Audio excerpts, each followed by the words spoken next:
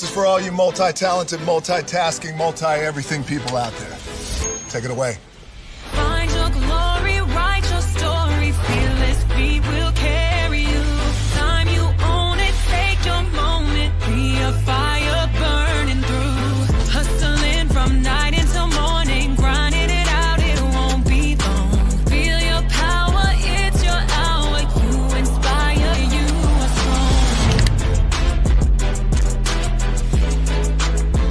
Enjoy your Zoa. No applause? You're all fired. Now that you've reached the stage in your life where quality television is important, Nubian TV is a black network that speaks to your lifestyle. Nubian TV is the world's first digital network devoted to the upscale and political lifestyles of black people. Nubian TV's programming includes politics, travel, fashion, food, automotive, arts and culture, civil rights, music, and more. Watch now on Amazon Fire TV, Roku, or watch globally at nubiantv.net. Nubian TV, it's what you want to watch.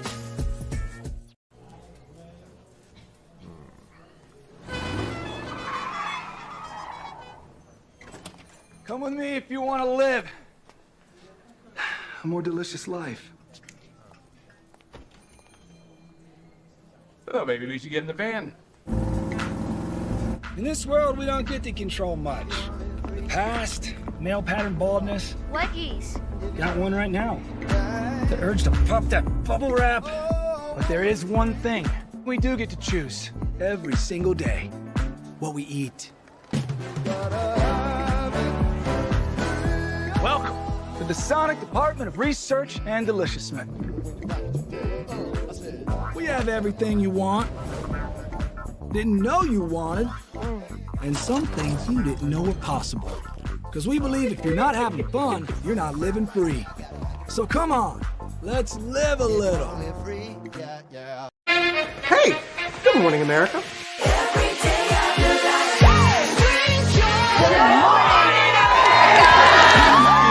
Good morning, America. Good morning, America. Good morning, America. Money! Are you ready? They are ready. Covering the biggest events in the country right now. There's a lot going on here. It's always a good time. That's what the show's about. That's good. Really good. Very good. Coming in hot, Jimmy, coming in hot. It's far from elementary. Oh. Good morning, America. I'm not going to try to strut like Michael or anything. I have known George a long, long time. Have you ever gotten him to dance? Look at that face. You don't just see it, you feel it. I'm in. I'm in. I'm in. I'm in too. I'll be here. I am here and so happy. I'm in. I'm in too. I'm in. That tells you something when Snoop Dogg's in. Michael, George, where? Ginger. Hey, good morning, America. Caesar. Just look at him. Politician. General. Author. Ruler. Man.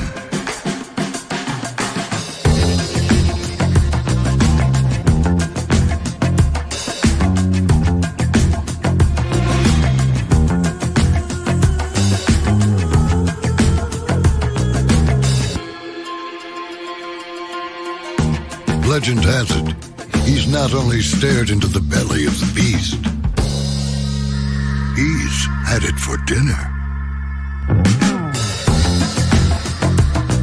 Here he's free to relax, or party, or relax, or party, or relax, and party. His is a world of opulence, excess, and the occasional impulse buy. Not one to rest on his laurels, he's famous for ushering in a new age of entertainment. So, for anyone seeking a place where the sun never sets on a good time, all this awaits. I am Caesar, and I approve this palace.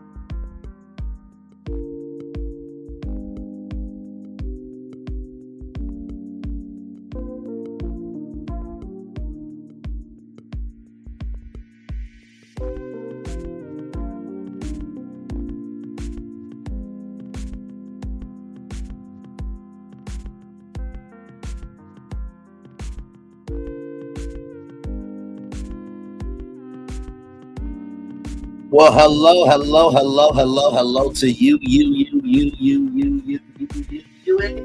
Welcome in, everybody, to another edition of Reina Lee's Virtual Tour Live. Glad to have all of you here in the building. It's a lot going on. Got to hear from a good friend that I haven't heard from in a long time, and checked in on something that just happened here on YouTube. Glad to have all of you here in the building. So, we are here to watch a little bit of, well, not a little bit, but we're here to watch a lot of it of a good friend of mine named Reina Creole. I was on Resort ReCon. This is my second time being on the show. And Resort ReCon is basically, I'm sure we're talking about resorts, theme park news, anything and everything. So with that being said, higher is weighing, low is available. But either way, we are live on tour. Let me take down this iconic intro here. You see the virtual tour background. Yes, you do. You hear that virtual tour music. Yes, you do. And then there is me. Hey, everybody. Welcome in. Glad to have all of you here in the building with me. So let me get Reina Creole up. We're going to watch it from her channel so that way she can get some more, so that way she can have more views there. But, y'all, this was so much fun. Truly, I love being on this show. We talked about, of course, some Disney news. We talked about Stella Nova Resort and some Universal Epic Universe news as well. So, hang on, let me send this link here. Give me one moment. Hopefully, y'all are doing well. Yes, indeed. Like I said, went to work today. Pretty good day at work, and now I am just chilling out here with all of you. This up here, okay.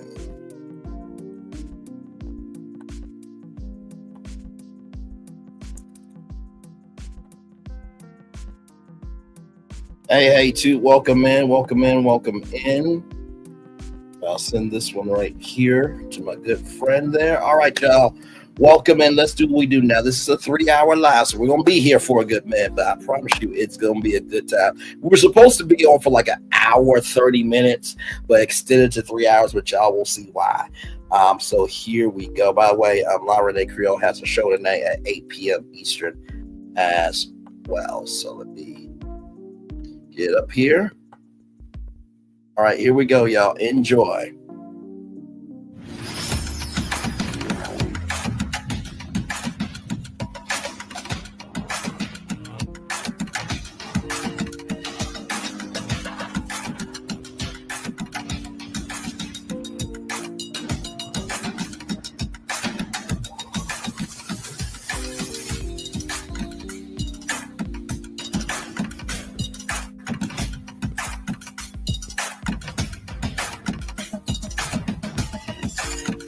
By the way, I love this countdown. It is so epically cool, by the way.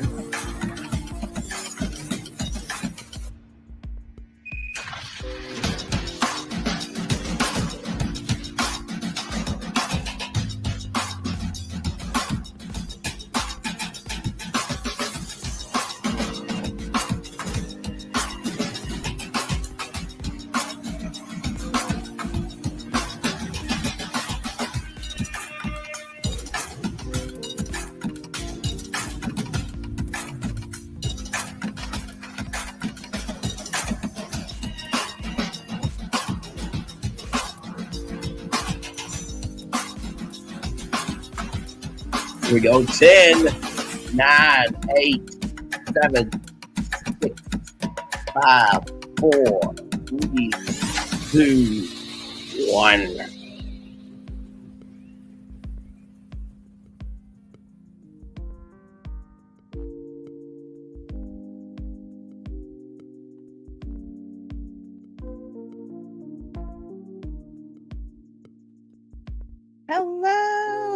Hello, everyone. How are you doing? Good morning, good evening, afternoon, wherever you are, and welcome to my channel.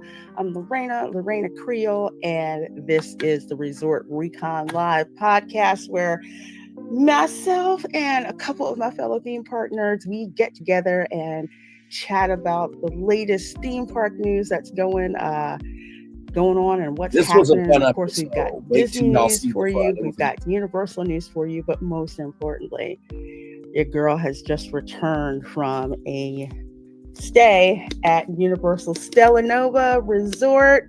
This is the resort that is literally across the street, and I mean that literally across the street from Epic Universe. So I'm going to be talking about my stay, what I liked, what I didn't like, and getting you guys questions and answers. Well, questions, and we're going to give you answers, and some folks in the chat probably will too, about what's going on at Epic Universe, because from what I've been able to see, it is even more amazing in person. Oh yeah.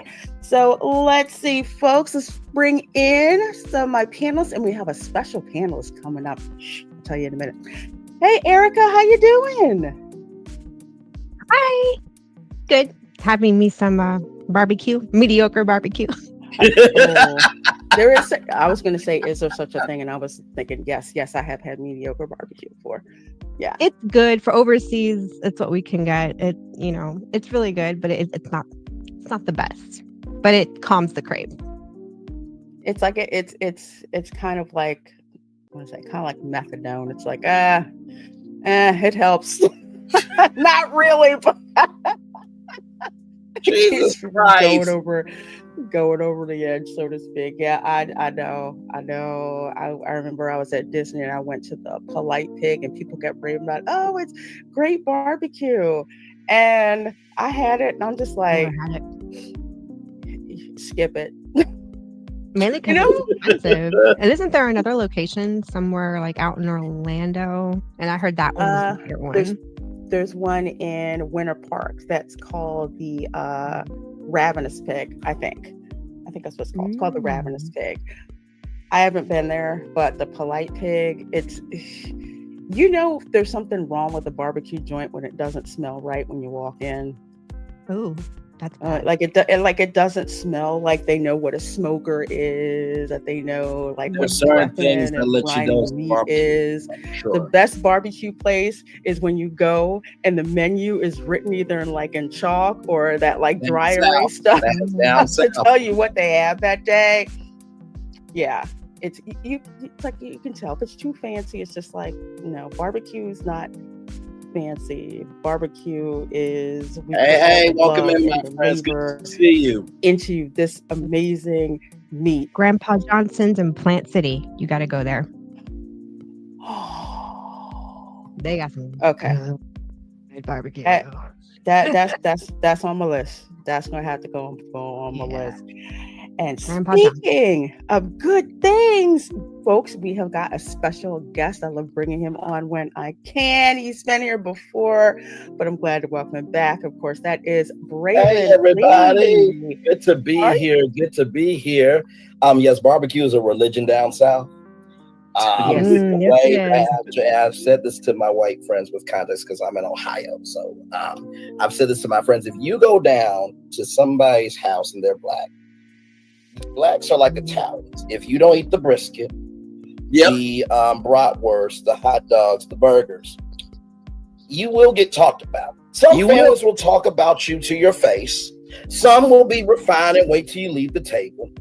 And then others, they just exclude you mentally until you realize it. So please eat the barbecue. Please. Yes. Okay. They work extremely hard on it. Yes. Yes. It I'm Cuban. We like to eat, and we can pack away some food. Yes, I've heard Mexican, Cuban, Japanese. Like it's always everybody else that's so exploratory with food. Always. That's very true. Always. Jesus. The Georgia State Fair had the best coleslaw I'd ever had with that barbecue. Oh. And it was You know what? homemade I would on not be site. surprised by that combination. Look. Oh, it's so good. It's some good stuff, and just you have to try the food. And one of the best reactions, I know I'm getting off the reservation a little bit. One of the best reactions to Southern food. There's a channel called Jolly. Two British guys. I've seen their stuff. Have you seen that? where they introduce like British high schoolers to American food. And you have to look up the one where they tried Popeye's fried chicken for the first time. Oh, I haven't seen that one. These children will never be Oh sick. my Lord. I'm sick of Popeyes. That's all we have out here. Oh, and it's just It was like the biggest dopamine hit. They couldn't even talk right. Excuse me. I beg your finest pardon. This is fried chicken. What have we been eating? Why are we eating fish and chips? What do we have a Popeyes in the UK? This is my imagine on a lot that reaction in this. Yes, because they had just got one, and they're just anytime somebody takes an inch, I have to make it a in terms of a skit. Oh my Lord! We don't. By the way, British, I know that was a horrible accent. Okay, no, I had a similar experience. I was in Trio. Trio is a fairly funded program for first generation minorities and people with disabilities. So we were on a trip, and there was this gas station that served Popeyes for breakfast. And my white friend, he said, "I've never had Popeyes before." I'm like, "Okay, listen, I got you. Go get a chicken biscuit, some hash browns. I got you." We come back on the bus. He literally touches my shoulder and says, "Thank you for introducing me to Popeyes." I'm like, you know what? This is what I'm here for. I'm here to connect the world with joy. That's what I did. Yes, indeed. Yes.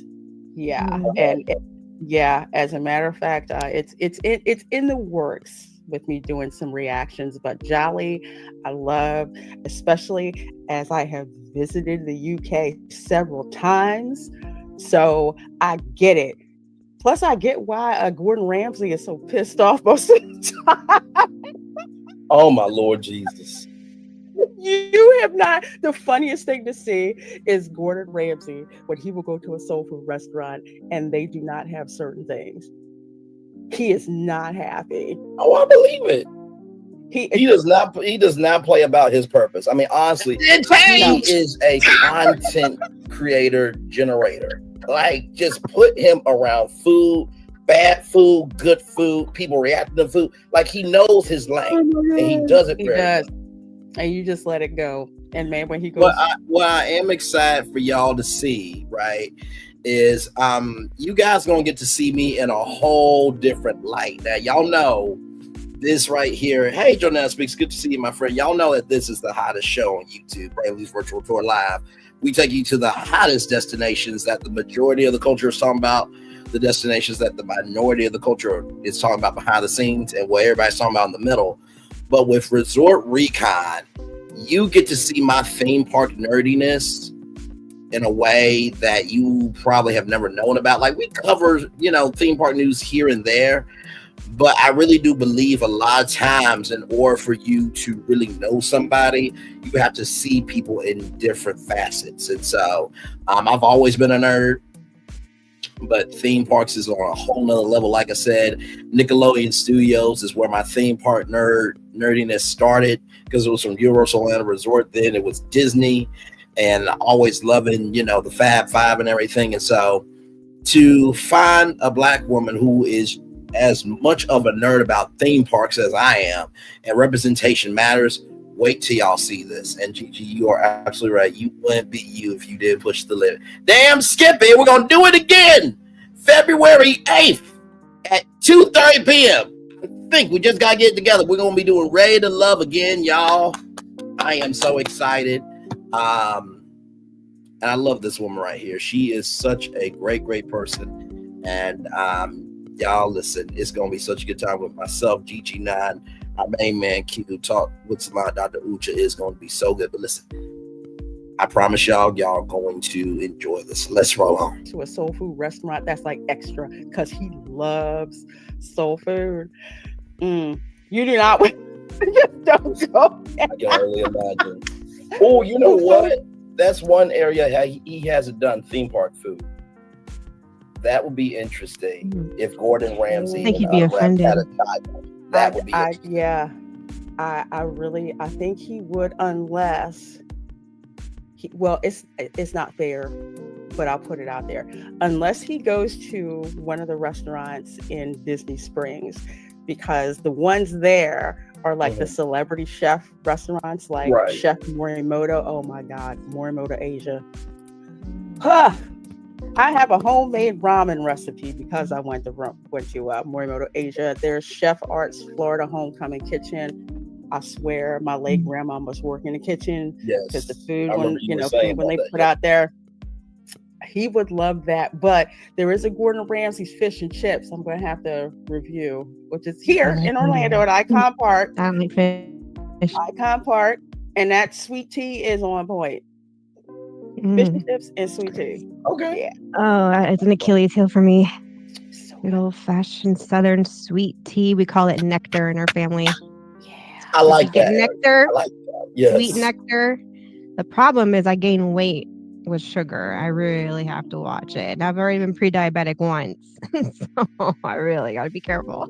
I've had to make it half and half Splenda because I do not like whatever that agave is. I can taste it and it sticks in the back of my throat. I don't like it, but it's like half Splenda and half turbinado sugar. Then the brown sugar that still has some molasses in it. Yeah. There's a way to do it. But you guys are here. Come and taste it.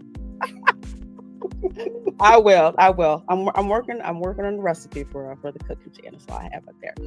Awesome. You guys, 66 of you guys here between YouTube and over here on X. So if you're over here on X, please do heart this live stream. If you're on YouTube, please do give it a thumbs up, because if we reach 100 likes, guess what? We'll have a giveaway for an Epic Universe mini tote bag that actually look at this, y'all, has a zipper in it. That's the little things. So if we hit 100 I didn't know bags could do that. I really had no idea bags could do that. Universe. That is really. I've never really seen. I mean, I've always seen bags, but not with a bag with a zipper in it. Like that would be for like what theme and other stuff. That's kind of cool. I like that. Yeah, they got a big one. That's a smaller one, but they have a big one. They both zip up. There's one for Super Nintendo World that also zips up. I'm just like the little details. Yes. With that. That's the one thing that impresses me so much with the Epic Universe merchandise and even like the bags. And I think that's a Universal Japan thing. I think that they put it in there. Okay. So basically a Franks and Beans tote bag. I did not know they called it that. Franks and Beans tote bag. I had no idea. I had no idea what that was. Marilyn M says, "Oh, I want that tote bag. Can I hit the like more than once?" I love the energy. I love the energy, Marilyn. I do. But yeah, just if for some reason you don't miss this one, I'm going to be doing lots of giveaways up until, park open with Epic Universe merchandise. So please do stay tuned. Well, let's see who we have here before we get to rolling. DJ Knight is here first, says can't wait. DJ. Absolutely. We have got Tom F in the chat saying hello. We're heading out to lunch, so we will miss the stream. No worries. Tom was a recipient of the last giveaway that we had. So when we hit 9K, had a giveaway. So he is getting a Epic Universe lanyard and pouch. Actually, Not the one that you can get in the preview center, but the one that you can only get over at Stella Nova Resort. So that one is you got some exclusives. That's awesome, brother. Yes. We got merch to show you live in person. So stay tuned. Keely's here. Hey everybody, good morning. Good morning and roll tide to you. We've got Tina Beebe saying hello to Keely Chow, saying afternoon. And Ron unfortunately can't join us today. Just hello. Oh, can't join today, but watching as much as I can. Well, I hope you're doing okay, my dear. Rest up. Glad you're watching as always. So yes, indeed. Feel free to chime in with questions, because you got some really good questions. Going Shogi is here, of course. Good morning / good afternoon. Dude, I thought about you as soon as my Paris Hilton cookware set arrived today. Ooh. So for my cooking channel. Yes, Paris Hilton. It's white iridescent. Yes, I know, call me superficial, but that finish looked freaking hot. Literally. No, I don't think that's too out there, because if Disney was smart and they kept that iridescent as like a fashion line, as a cooking line, people would begin Disney cookware. So that's not crazy. Okay. I was gonna say, because it's pretty. That's what we call business idea. That would be using creativity, guys. Yes. It sadly doesn't. Hey, Melissa Bell, good morning. Hey, good Melissa. Morning. And we got Juliet over there across the pond. Says, good evening, Lorena and Chad. Good evening. And Fire Dragon 57, good morning. Oh, I love that profile picture. That's cool, Fire Dragon. Cute? I kid you not. Okay, so over at Stella Nova in the gift shop, they have a toothless backpack. Like it's a plush. Oh, you know no, how like the Yoda one or like the Chewbacca one? Yes, it is like my niece is plush, gonna kill for that. Toothless with the backpack. That I was about to say that does look like a baby Toothless or a baby Maleficent, that profile picture. And not only do they have that, but they also have a toothless hooded blanket with the tail. It is. Oh gosh, my niece is gonna go freaking crazy. My Lord. It is shut up and take my money. It is not safe. Hopefully they'll have that in the How to Train Your Dragon Kids suite. If you put that in the suite, maybe that'll might make them go buy it. I think so. I also think that if that is too pricey for you, yes, you can get these additional little things that are just like so cute. Oh, they're so cute. Let's see. They do not have ranch in England, and the reaction to it had me falling off my chair. Oh, ranch dressing.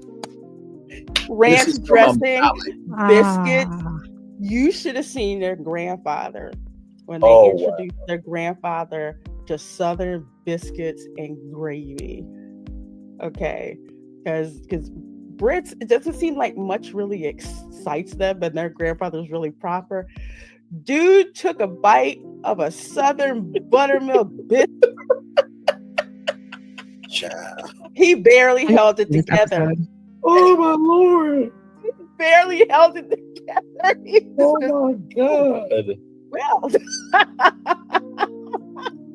I love the reaction. 91 LSXRS says the outside of the hotel looks like it's Saved by the Bell, and Clarissa explains it all. Had a kid. It is very how would I put it? It's very colorful. Yes, it is. I love the vibe. And if you're a fan of 80s/90s music, you will love the music they play. I remember him saying that. Oh. Yep. Oh, thought I was on mute. Sorry. Oh, Charles. Hey, Charles. Good seeing you, my dear. Mamasaurus Rex. Girls like zippers. They are really listening to customers. Yes. I literally have to walk by Y'all really the do team like member was zippers. like, I noticed that "Wait, more there's a than that zipper," and I'm like, at my job. There are more women coming "No in way." that get zippers. Yeah. So I said, "Yeah, that works good." Yeah, the big tote bag is, I think, yeah, they have the really big one, and then they have like a, like a smaller one. I call it like the cute, chic, smaller one. Hey, Brogu, I'm loving that new avatar you got on ya. Good seeing ya. Packing for my Florida trip. Enjoy, Marilyn. Enjoy. I'm jealous. I want a Florida trip. clothes. Yeah, right now, Like, yeah. listen, I'll hold some bags. I will be as helpful as I can. Hold yourself up, hold yourself in a suitcase. Hey, Dylan. Hey, Dylan.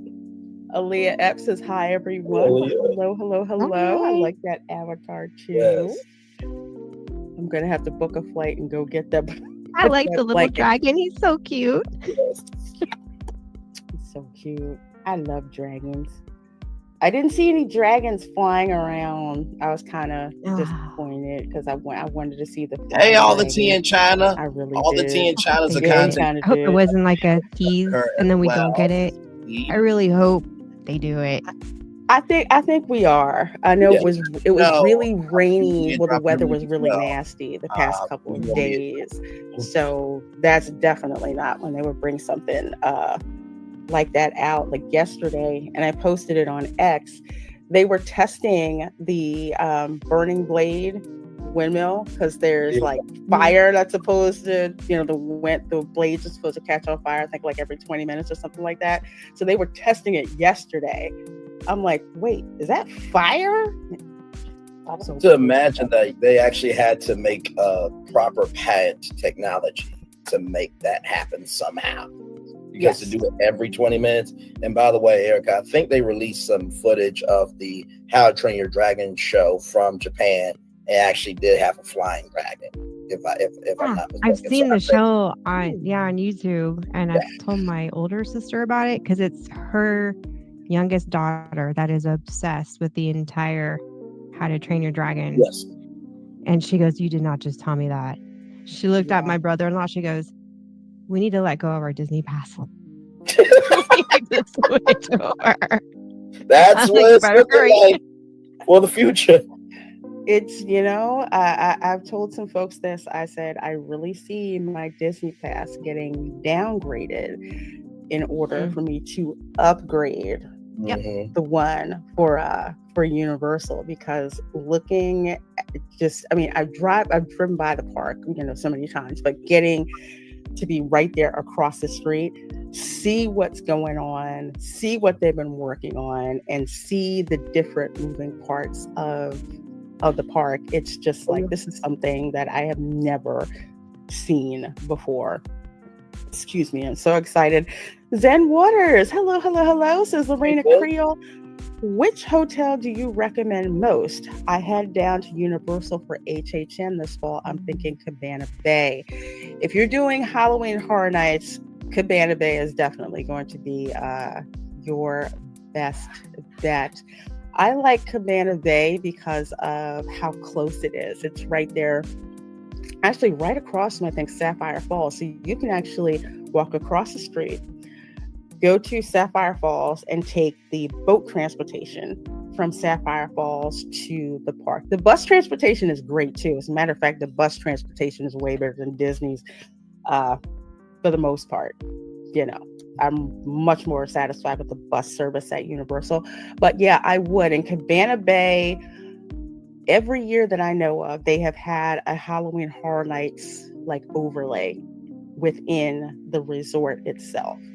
And I think every Universal resort, but I know Cabana Bay definitely did have a special entrance into the park for Halloween Horror Nights. So yeah, that's definitely a good one. I wholeheartedly recommend.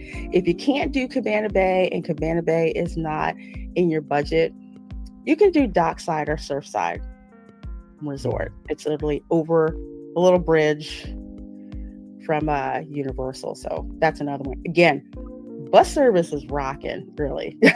And the thing Really, about I can't recommend enough. And the thing about Universal hotels that I really like is that they try to make sure everybody is accommodated. Like whether you're at Cabana Bay or you're at the Helios or Helios Hotel, you definitely feel important. Yeah, you really do. I can't tell you how many times I had team members, they ask if if you're a pass holder. As soon as they see it, thank you so much for being a pass holder. I'm like, what? Wow. Jeez. They're like, thank yeah, you. I've never experienced that in any theme park. That's wild. Thank you for being a pass holder. Because you're a pass holder, you will get discounts at pretty much every restaurant on property, including the quick service restaurants. At Disney, you will not get a pass holder discount at quick service unless that quick service is over like at the value resorts. So like Art of Animation, Pop Century, you will get a pass holder discount there, but you won't get a pass holder discount at like say Captain Cook's or Gasparilla or I forget the one that's in the Beach Club, but that's a difference. Hey, Kimberly Ann Hart, good to see you. Good to see you. Hello. The Disney discount is now the Disney discount. Yeah, and so many. You know what? That brings us to our first article here. So glad you guys are all here. Please do make sure you hit that like button. Yes. Coming to us from Vlog Mickey. This is from the same people who I will never let them. Oh no, you're good. All the they in China. I'm said glad that you're here, my Value friend. Adventure, was a needed, necessary downgrade. I will not let you folks forget that you said that. But old ones. Good Lord. Yeah, we're not letting them forget that. First Monsters Incorporated land construction walls to be installed in Muppets Courtyard by the end of March. Now, before I want to step for a little bit. These amazing places. Hello, says please give a shout out to the refillable cups at the Universal Parks. This is a huge discount. Yes, so I have this one from Stella Nova Resort. There are the Coke Freestyle cups that you can purchase in the parks. If you're an annual pass holder, there's a special annual pass holder one that you can get, and you pay. I think it's like, what is it, like $18 for one day when you buy the cup, for free refill for one day. Then if you stretch it out, I think it's like an extra $2 or $3 per day or something like that to do that with, and you get the best value. The freestyle machines have like 100 different selections that you can get, from carbonated to non-carbonated as well. So that's kind of like to make that distinction. It's not just soda. You can get apple juice, you can get peach tea. Although my favorite is Fanta Zero. I get Fanta Zero in every single freaking flavor I can get my hands on. But it is indeed a huge discount. You cannot do that at Disney. You have to, resort guest, buy the resort mug or whatever. Freestyle cup, you just go to Universal, buy the Freestyle cup, and I would say buy it for everyone in your party, especially during the hot summer months. Very, very easy to get your money's worth. You know what I didn't see about the freestyle machines, but I'm hoping it happens soon. There's there's two things. There's this button on the top left-hand corner that's like a QR code that you can actually do the freestyle machine from your phone. And then on the bottom right-hand corner, where you go to Wendy's and Five Guys and you see those exclusive flavor creations, I'm just waiting for epic creations on that bottom right-hand corner. Those exclusive. I didn't see that on the freestyle machines, but hopefully they'll bring them soon, because those are. I need to bring Meso Mix. That's cute.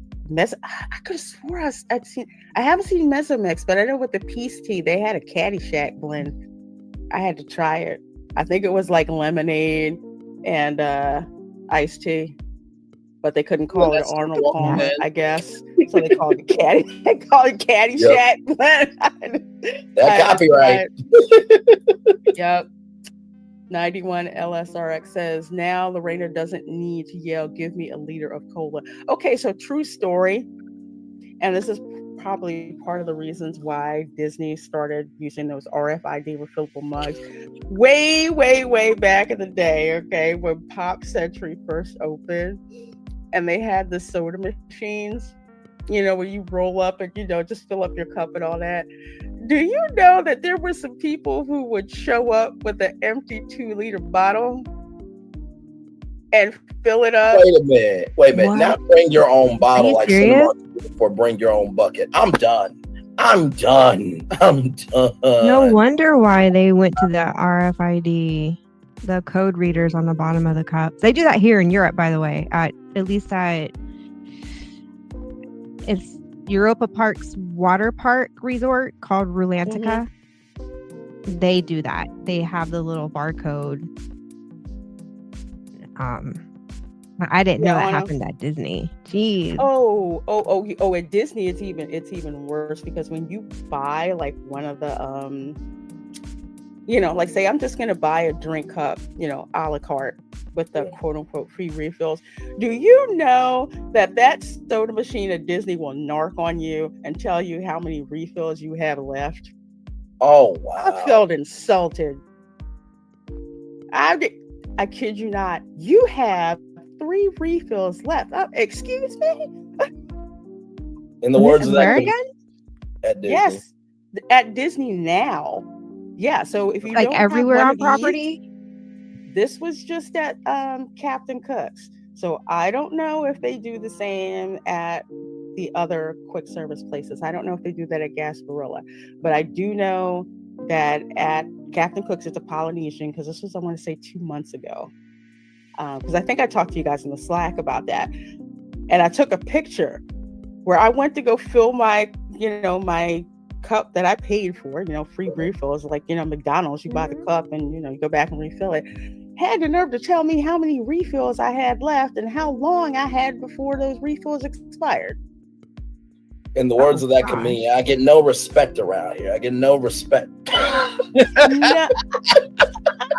You gotta be freaking kidding me on that. I would normally do if I bought a. But yes, back in the day, I did see people at the food court in the Pop Century with 2-liter bottles filling it up. Wow. It's so true. Well, listen, they were putting the Pop and Pop Century. They were utilizing what Pop was, Very on. Wow, like going to an all-you-can-eat buffet and just bringing your own. Yes, very on. Yes. Or yeah, right. Like my great aunt did. She had a Ziploc bag. Okay, she taught me about the Ziploc bag. She had the Ziploc bag to put her leftovers in. Although I do get it, because before they put the Dole Whip behind a paywall or whatever, I used to get refills on the Dole Whip. I mean, y'all left it out there. So we used to entertain the cast members, because they were like, did you guys work at like Tasty Freeze or something? Because we haven't looked. Because they would give you just the cup, and then you would go and and fill it up at the Dole Whip machine. So some people were real polite, like, oh, lift it up, put it down. We're like, how much did we pay for this? Exactly. We're gonna load this sucker up. Exactly. But they just kind of, let that, they just kind of, let it go, because you were paying for it or whatever. But yeah, they it's really cheap. But that's when they went and put it back to the RFID cup. Backlot Express still has unlimited refills as of September when I was down. It may have just been a thing at the Polynesian at Captain Cook's. To probably say, y'all folks need to get out of here. I remember those days. Fill her up. I kid you not. No shame in their game. Pulled up with a 2-liter bottle. I didn't know whether to be disgusted or impressed. Really? I mean, the steady hand that you have to have, because when you go to McDonald's, they're not that big to be able to put a 2-liter bottle and be like, okay, I need you to hold it, and I need you to hold your finger. Now, it's going to take a minute. Hold on, I don't know. Just shut your mouth and do your job. You got one job. None whatsoever. Meemaw had that down. So anyway, back to this. God. So, I don't know how many. That is crazy though to do that. That when Josh tomorrow, I think it was at D23, the one out in was it Brazil? Was it Anaheim? Was it Brazil?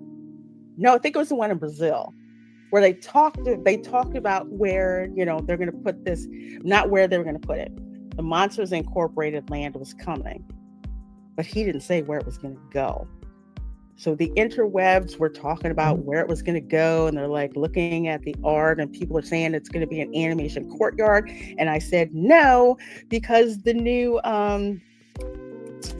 Little Mermaid show is going to be there. So it's like that doesn't make sense to have that show there and then boom, there's Monsters Incorporated. Okay, you've got, sea fantasy and monster fantasy. Disney's done some stupid things before, but I don't see those two going together, especially with the scope that they want. But it's like, look at the quote unquote concept art. Doesn't that look a lot like, where the Muppets courtyard is? Mm-hmm. Well, DeMauro neither confirmed nor denied any of that. And then, also, if I remember correctly, they dropped this news after D23. How? Yes. They just slipped it in, I believe, a blog post that basically said, guess what? Monsters Incorporated is going to go over there where Muppets 3D is. And exactly. Yep. They were too scared to say it to our face, so they told Brazil the same thing that happened at D23 and Anaheim, where they were too scared to tell us that they were going to pave over Rivers of America. I really did. No, go ahead, Eric. I'm sorry. I was going to say, I'm just floored at that. Like, they knew that they were going to get so much backlash. So wouldn't common sense tell you, if you know you're going to get that much backlash to the point where you want to go behind your audience's back to make this announcement, and the way you avoided it, then shouldn't that be a freaking clue that maybe it's a bad idea? Yeah. No, I fully agree. And not to mention, too, from a media standpoint, if I was on the media team for Disney and, Josh came to me and said, hey, Brayden, so listen, we're not going to announce it at Anaheim. We're going to announce it in Brazil. I'm like, you do realize Disney owns ABC, right? You do realize how big Disney is in the media space. You really don't think that you should just announce it at Anaheim, because if it comes out, then people are going to be pissed. No, it's just fine. I'm like, okay. All right, you got it. Okay. Now, it was a dumb decision to do that. And I say that because that's very true. It's like, for you to basically not announce it in Anaheim, California, and to go overseas, and you don't expect the news to make it back to the States, is a dumb decision. It's an absolutely dumb decision. Hey, everybody, welcome in. We are watching Reina Creole Resort ReCon live. I was on last Saturday. We're just watching it here. So my audience here can see it. Annette Stilla, thank you for being here. All the T in China. GG9, good to see you. Janetta speaks as well. And then Toot the Trees, good to see you as well. So, yep, we were just getting started, everybody. Let's get back to the show. It was. And considering the makeup of, we'll say, corporate Disney now, it's like it's not Eisner era corporate Disney where they were coming up with great stuff. They were fleecing you, but it was like, shut up and take my money, because stuff was actually, was actually good. There was value. If customers see value, they will pay for it. Yes, they will. The creative, keep in mind, there's a whole bunch of people who either got let go or they walked and they went to Universal Creative. And Universal is not letting them folks go anytime soon. So what you're left with here is,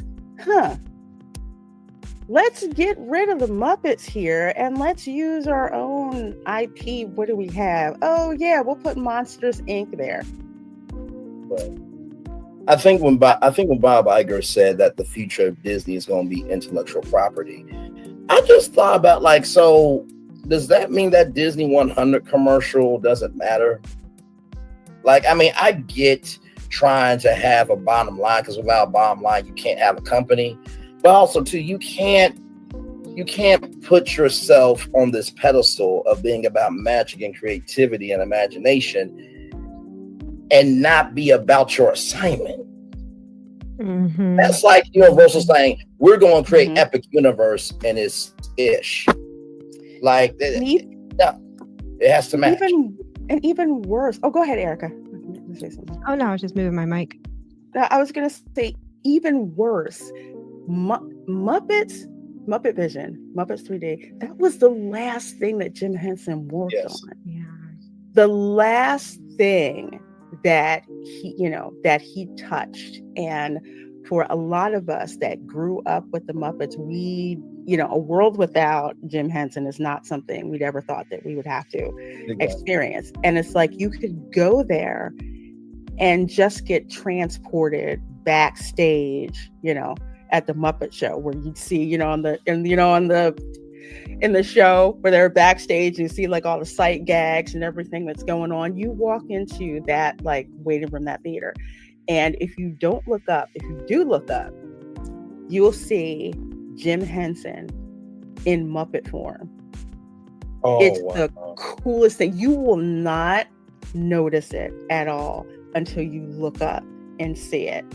And it is like the coolest thing to discover. And it's not Jim Henson. It's like Muppet Jim Henson, which I'd never seen, before at all. But this was one of those legacy things that they could have kept, but Disney doesn't know what to do with the Muppets. So they're like, okay, we're going to go and get rid of it. But rather than stand on that business, because I would give Disney a lot more credit if they're just like, yeah, this is what we're going to do, and left it at that. But they wouldn't say anything because they knew how badly this was going to go over, like a lead balloon. So someone had asked, 91LSXRS asked when this was going to close. And right now they're saying by the end of March, they're going to start putting the construction walls in.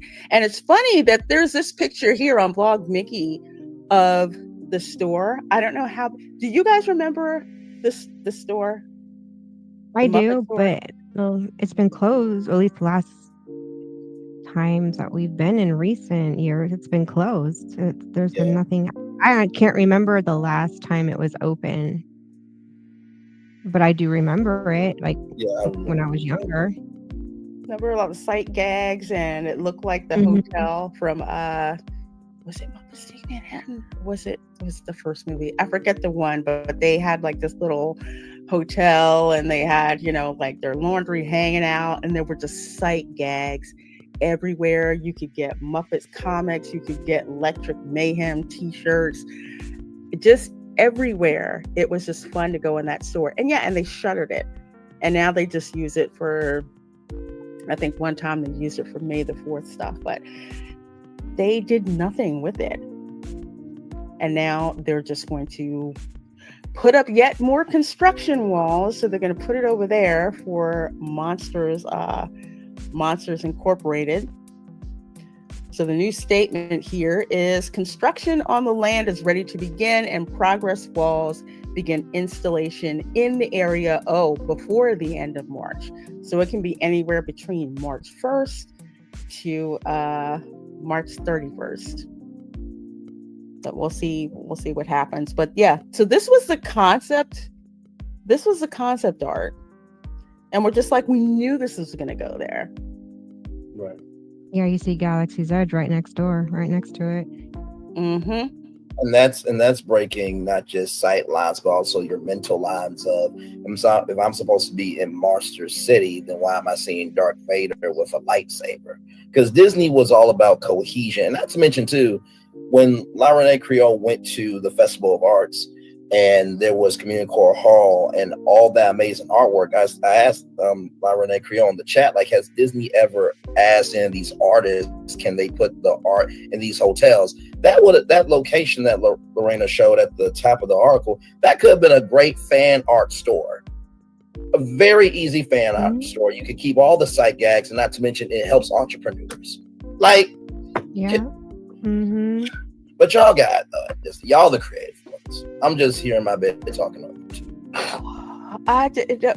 It's such a good point, because one of the things that I love about the Arts Festival is you have all these artists, and I don't know how much they had to pay for the license, but you'll see what they use to make their interpretations of like art. For example, okay, so I got this from leftover from Star Wars Weekends. I just barely got a chance to grab it.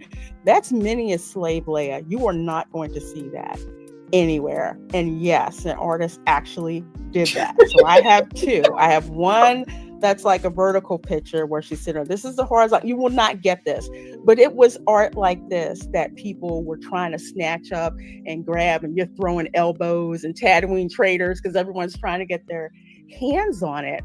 But even the old school, like the Fab Five, and to see how these artists that show like their love for Disney that comes out in just the art that they produce. It's amazing. I know there's some, I will say, the artists who are on the short list, so to speak, that they have their art, I think, in the co-op that you can buy. But the Arts Festival is just amazing to see that. Oh, I'm sorry, I didn't mean to cut somebody off. Let's see. Are there any artists that do Muppets? Like where they draw the Muppets?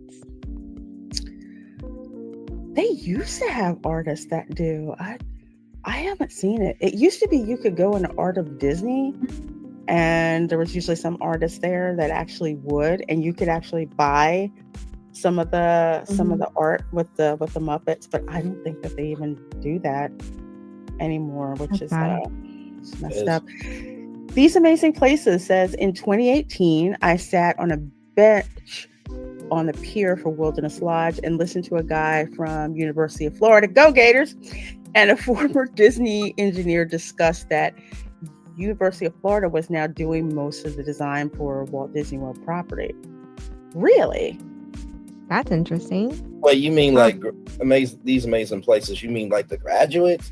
Because I would think in college, that's when you experiment and try and fail. You would think that energy will inspire you in your job if you work at a place like Disney. So, okay.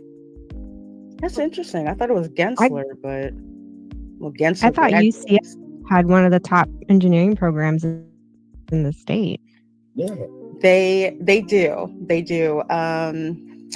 UCF is more local. UF, I would say UF.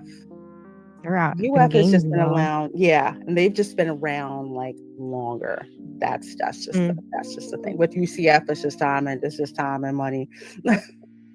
And then not to mention too, Full Sail University in Winter Park, Florida, one of the most creative universities ever for. If you don't know about Full Sail, it is not near Orlando, but it's basically a media haven. Actually, let me pull up.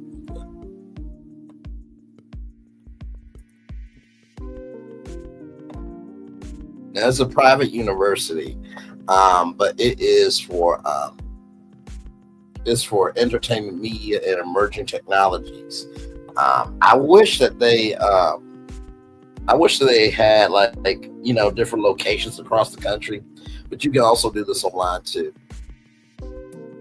So they have these programs here. So they have 3D arts, application development, fundamentals, artificial intelligence, audio arts, audio production, business intelligence, computer animation, computer science, master, bachelor, undergraduate, creative writing, cybersecurity, digital arts and design, digital marketing, digital cinematography, entertainment business, film and video, film production, game business, and esports. That is their sports arena. So they have a sports arena at Full Sail University. One of my family members actually went to Full Sail University. So it's basically a media college. It is really, really cool. Now, even though I went to Kent State, low key, if I could have went here, oh my God, let me tell you something. I would have had me a wonderful time. Here's Dan Patrick. If you don't know who Dan Patrick is, he's got the Dan Patrick Show on NBC Sports, and he also used to work at ESPN. And that studio was the home of Daily Buzz Live, which was like a syndicated show, but they have sportscasting, and that is Dan Patrick's school there. So you could actually learn about sportscasting. Don't know if they have like, Full Sail TV where you can do like entertainment news and all that type of stuff, but they also too have their own backlot, their own studio backlot where you can make films and stuff. So it's really, really cool. FullSail.edu. So there's that. Back to the show. Bye. Close enough that they recruit from there is Ringling School of the Arts, which is I think it's near Sarasota. Yeah, okay. Ringling, as in Ringling Brothers and Barnum and Bailey Circus. Yes. Oh, that Ringling. They brought that back. I didn't know they have School of the Arts. Ringling School of the Arts. It's on the level of SCAD and Savannah College of Art and Design and Cal Arts. So okay. Disney recruits from Ringling heavily. They really do. But yeah, I'm so not happy with this. Going Shogi, this is like building a massive generational Lego set. But instead of adding Legos to it, these children kicked it down and think the new one they start will be better. Great analogy, Go Shogi. Yeah.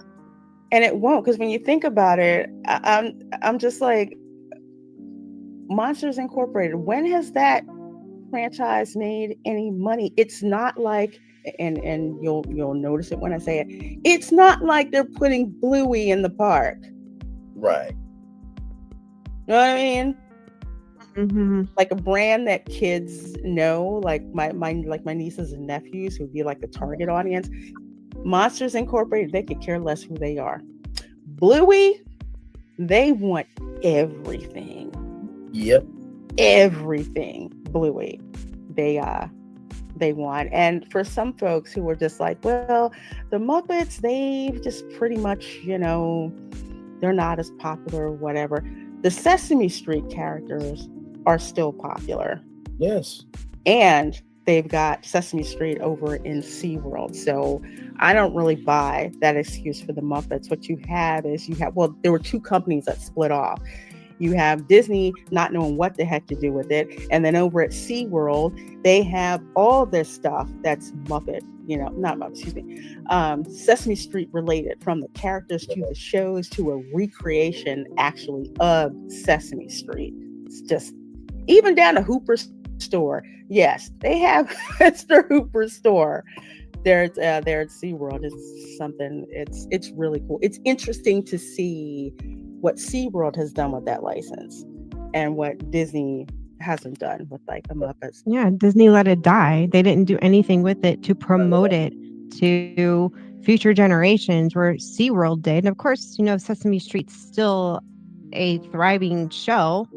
Yes. I mean, but the Disney just dropped the ball on the entire IP. They didn't keep any more movies rolling out, shows, cartoons, nothing with the Muppets, so it would stay relevant with other generations. I feel like they were doing it on purpose. Then why did you buy it? Why do you even have it? Sell it. Give it to someone who's going to do something with it if you're so offended at it. Correct. I mean, even if you think about, for example, there was this thing about, Hulu going away, but they made a Hulu tab inside Disney Plus. Why couldn't you just make a Muppets tab inside Disney Plus? And then, since you guys want to do user-generated content, hey, are there any Muppets fans that like talking about the Muppets? Or do you have any fan art? We'll put that in the Muppets tab in Disney Plus. Good point. These Amazing Places says, let's see, hold on. Why did I miss that? I thought it was something different. No, there it is. Okay. UF has a program of engineers doing all architectural design for WW. At the time, the UF guy was measuring for a gate to be installed on the pier. Okay, that makes sense. Did I hear Lorena say "Go Gators"? It's all about the U in Miami. I'm going to be polite. I'm not going to say any University of Miami jokes, even though I want to. But I want to sit on them, but I'm not going to say What it. team is your team, Lorena? The Gators. You know the Gators. Oh, you're a Gators fan? Yeah, University of Florida Gators. You know. Here's how you know if you're a true fan. If she is saying that out loud, she's not saying it to you. She's saying it to herself to keep herself regulated. That's all. I hear you, my dear. It's all good. It's all good. All a good fun. All a good fun. Oh, I you know I'm not dissing Bluey. I freaking love Bluey. I will sit there and I will watch episodes of Bluey. It is amazing. No matter how old you are, there's stuff. I will say everybody does know Bluey. That even will just if you haven't seen oh my like gosh, some of it I'm just like cracking you up. definitely have seen it on the social one episode like, where they call it like dad phone because dad kept going on his phone, and as a punishment he had to dance whenever the kids said that he had to dance. And they were something, we were in a convenience store or something like that, and they were like, dad phone. He's like, really? And then he says, I'm doing this for my kids. And he just starts busting out the Saturday Night Fever dance moves. And it is one of the funniest, coolest things I have ever seen. And it is so much fun. It's great. It's great to watch. It's freaking hilarious. It really is. Gravity Falls might be the most underrated Disney project. That is very true. Yes. That's my gosh. So I have a story about that. My oldest niece, she's got one of those like Cricut craft making machines, and she likes to make stuff. So she made from Gravity Falls the brother's hat. Yes. Was it for her brother? Anyway, when I was in town last year, we went to Disney and we were in line for Rise of the Resistance, and a bunch of, it's so funny because she's very sheltered, she's very shy, and these like high school guys that were in front of us, and they were good looking, I'm not gonna lie, and they looked and they noticed the hat and complimented the hat, and she just went I mean, you know how Goofy goes, you know? Yes. That was a very good. That was good.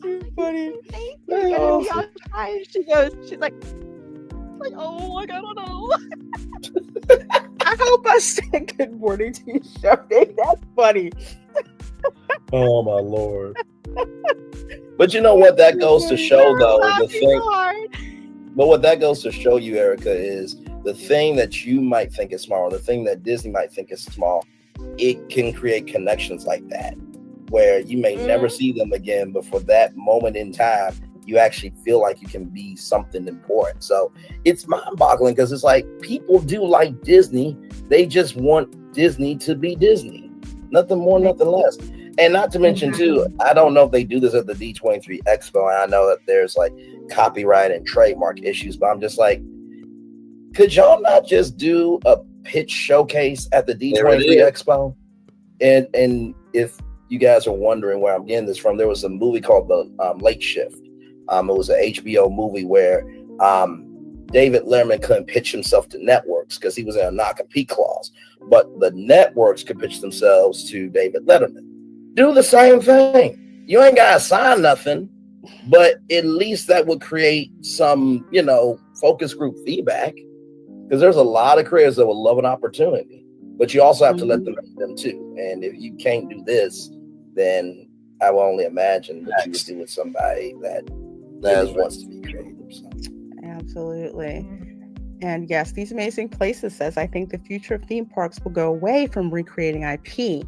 Consider Dark Universe. It is IP, but with the mystery of what is in that land. That is why Dark Universe is so anticipated. You are 100% right. And go ahead, my dear.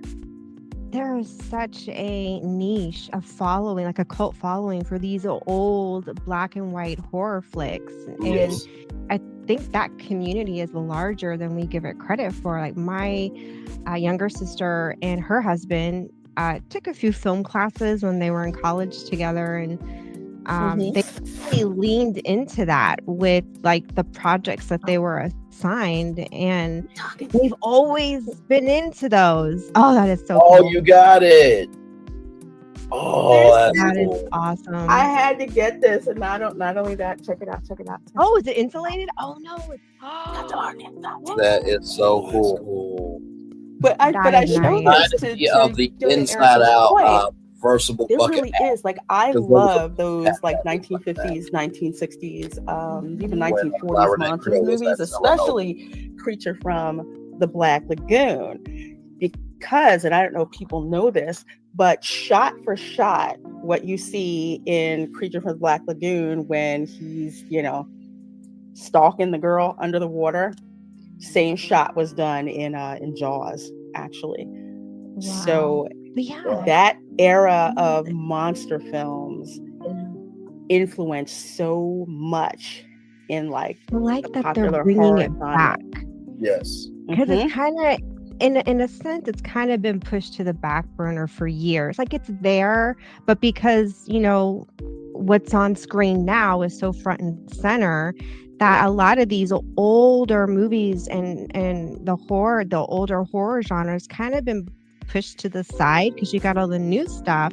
And Universal, I don't know how they figured out that there was this little kind of hidden but not so hidden niche for the old horror stuff. And the fact that they're bringing that back, and then this year they've got movies coming out going with these characters, and they're reigniting this genre. And it's just super exciting, even more so exciting for those who are really into. I like the old stuff. It's not as scary, although I am terrified of this attraction. Some of the queue lines, I scare easily. So if there's stuff that startles me, I have to go with a group. I have to be in the middle, and y'all like surround me. Yeah. We'll flank you.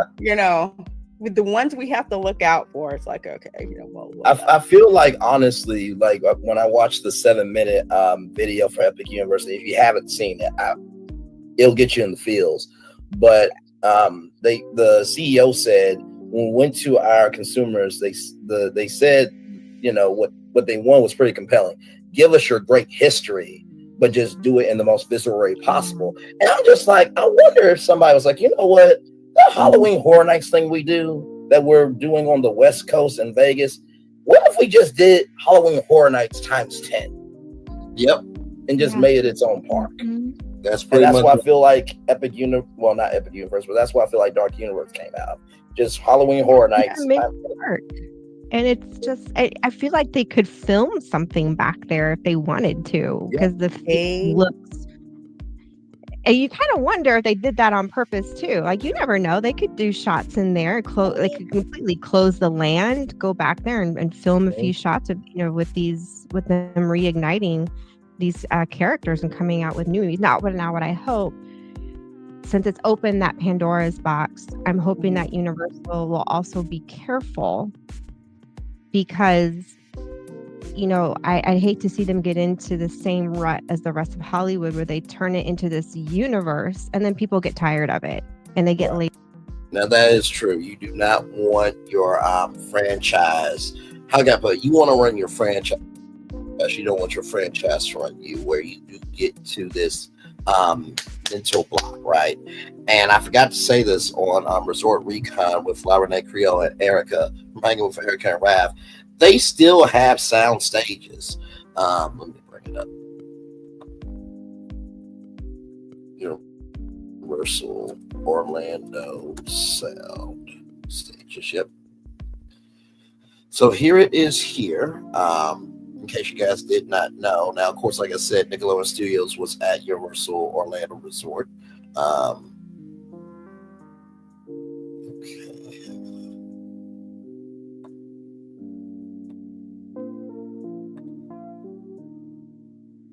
So here it is here. So this is the sound stages right here. So they have 1, 2, 3, 4, 5, 6, 7 sound stages, right?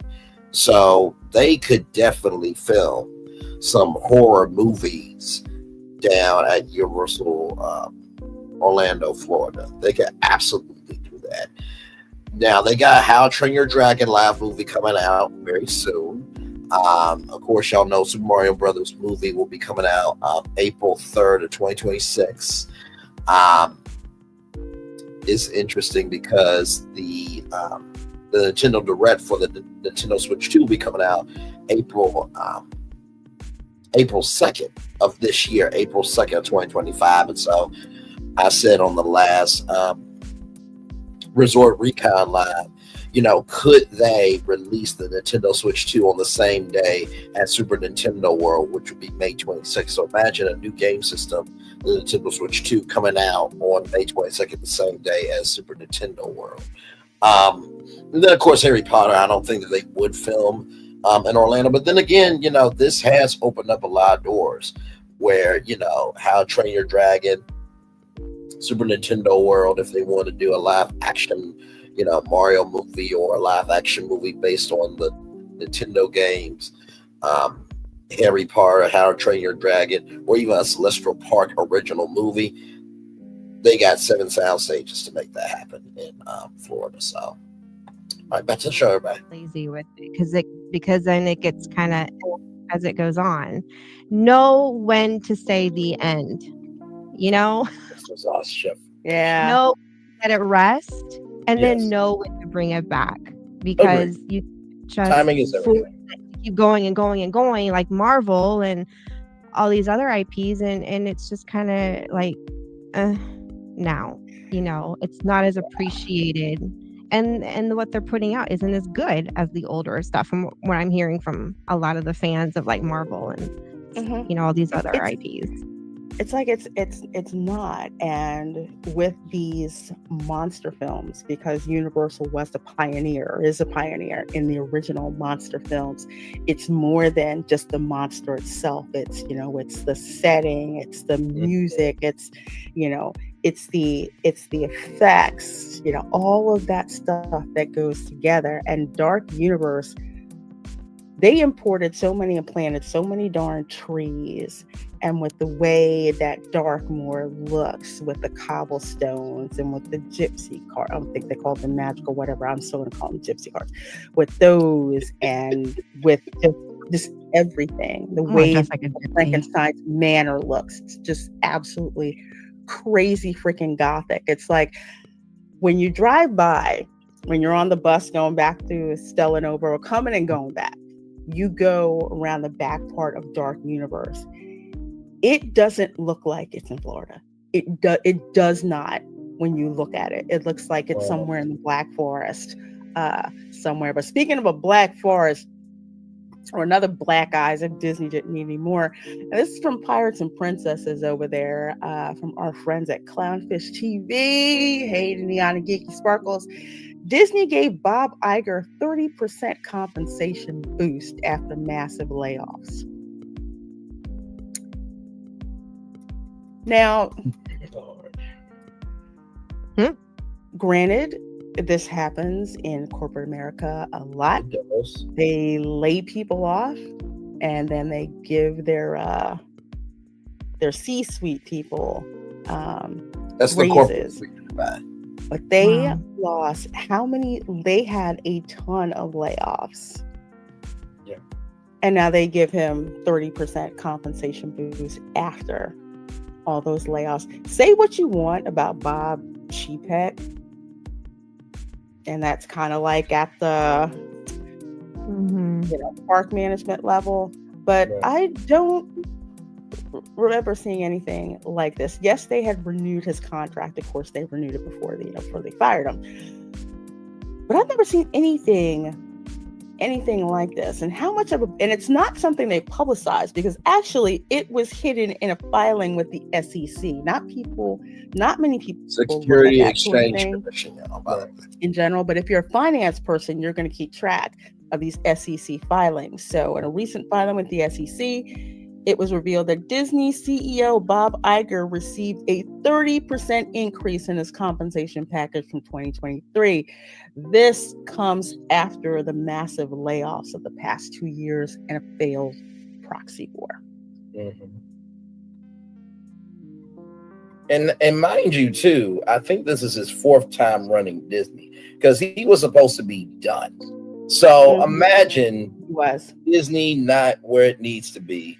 You coming back when you're really supposed to be done. He's basically getting paid to live out retirement running a company as a hobby. Not saying that, that's what it is, but like nobody comes back from retirement and gets this. I mean, come on. Yeah, right. I never thought of it that way, honestly, but yeah, that makes sense. Well, you want to know how much for putting the money back into, I don't know, good products, giving into your customers. Just give it to the idiot who makes the stupidest decisions in the world. Okay, that makes a lot of sense. Exactly. Let's keep the Twilight Zone going, because that's all we know how to do. Yes. Nothing to see here. Move along. Not the fact that our stock price is, dropped I don't know how much since he took over. Parks are falling apart. You got Roto-Rooter driving on Main Street USA and showing up in Frontierland because they have a massive problem controlling their sewage I'm still wondering how Groot is doing at Millennium Falcon. I don't know. That for those of you who don't know, in the last resort ReCon, the plant that's growing. Yes. Oh, the little weed. I was wondering. What? The only thing I could think of was that it was the plant that was growing. Yes. So when that happened to Erica, I said, you know what happened? Groot, he took a vacation from Epcot, and his family at Guardians of the Galaxy. And he's a Star Wars fan. It just went over just to, see what was going on. He spread his little seedlings. Yes, he did. Yes, he totally did. Two things I want to go through first. These amazing places says you all are a fun group. Well, thank you. Thank you. I've done the theme park and travel thing on YouTube for 16 years. Wow. There are not many good round table groups now, but you all dig into the real issues. Thank you so much. Thank you so much for that compliment. Truly appreciate it. Yeah, we like to have fun, and we also like to respect that people are using their hard-earned money to take trips and to do things at these theme parks. So we want folks to be well informed, and it comes from a place of, we love going to theme parks. We love doing those sorts of things. So we're going to keep it fun. We're going to keep it real at the same time. And of course. And I thought that was such a beautiful compliment because, it's true. I mean, to cover theme park news is one thing, but to go beyond that, to dig into the humanity is a whole nother thing because, these theme parks are like $1 billion industry, right? And so, I think it was one time we actually did this on Virtual Tour Live where let's do it again. So Walt Disney World, right? So we're on Walt Disney World. Now this is just for theme park tickets, okay? This is just for theme park tickets. This ain't your flight. This ain't hotel. This ain't food. This ain't souvenirs. No. So we're gonna do it again because I want to show y'all how much it costs just for tickets.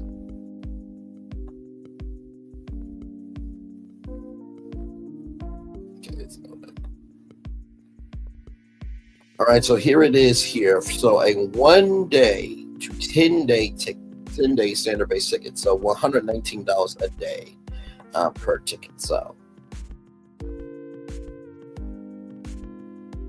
Here it is here. So let's say 7-day ticket, right? We're just going to skip because this month is almost out. So let's just say we do Sunday all the way there, right? So this is how much it is for each ticket. So Park Hopper Plus option. Visit multiple parks a day plus a certain number of visits to a water park or other Disney World fun. $859.42. Park Hopper option, $839.42 ticket. Water park and sports option, $814.42. And then one park per day. Visit one theme park per day each day of your ticket. $700.42, right? That's how much it is per day. So we're going to split that ticket, okay? So now what we're going to do is we got two. So now we got these tickets here, right? So I'm going to do one ticket there, one ticket there, right? So that is that there.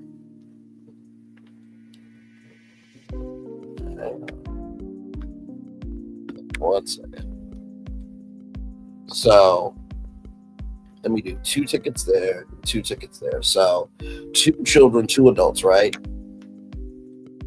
That's how much tickets are right there, okay? So for 2 adults, 2 children, comes out to $2,934.08. Subtotal $3,124.08. That's just one. That's just admission to one park per day on a 7-day ticket. Now, that's the low end. Now we do Park Hopper Plus option. That's the same thing, right? Okay. So this one's a little bit higher, but still $3,394.08. Subtotal $3,614.70. So, yeah, tickets can be very pricey.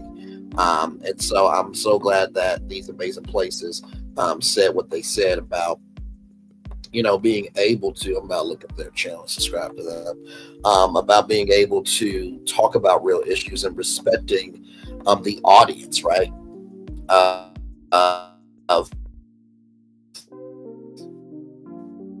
They spend their hard-earned money, and you know, you disrespect the mental. You know what I mean? So it's quite sad.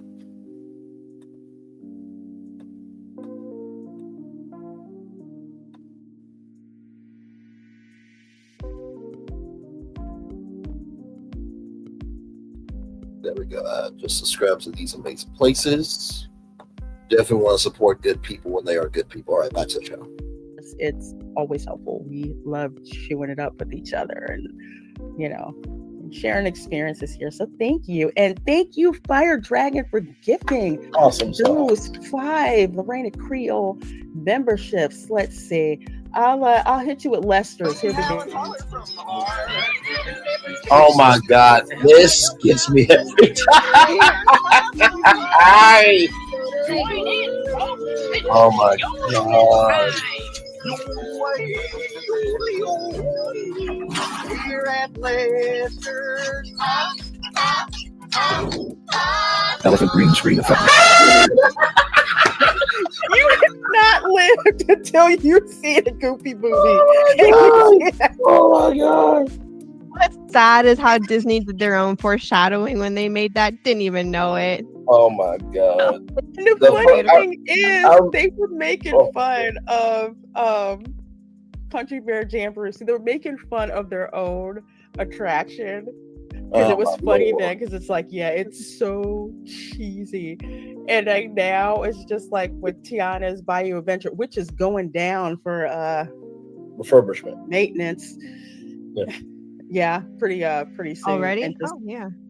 Yeah. I don't know if they'll really fix anything, but you know, we'll see what happens. But with that, and man, the PSYOP they went to have that put in, and then the cover up for and it's still not working at Disneyland.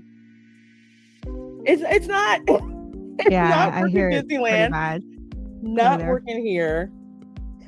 So it's just like, guess what, y'all? Yeah. That elephant gets me every that little girl with the missing teeth. I'm thinking, well, they gave her too much sweet tea in that bottle.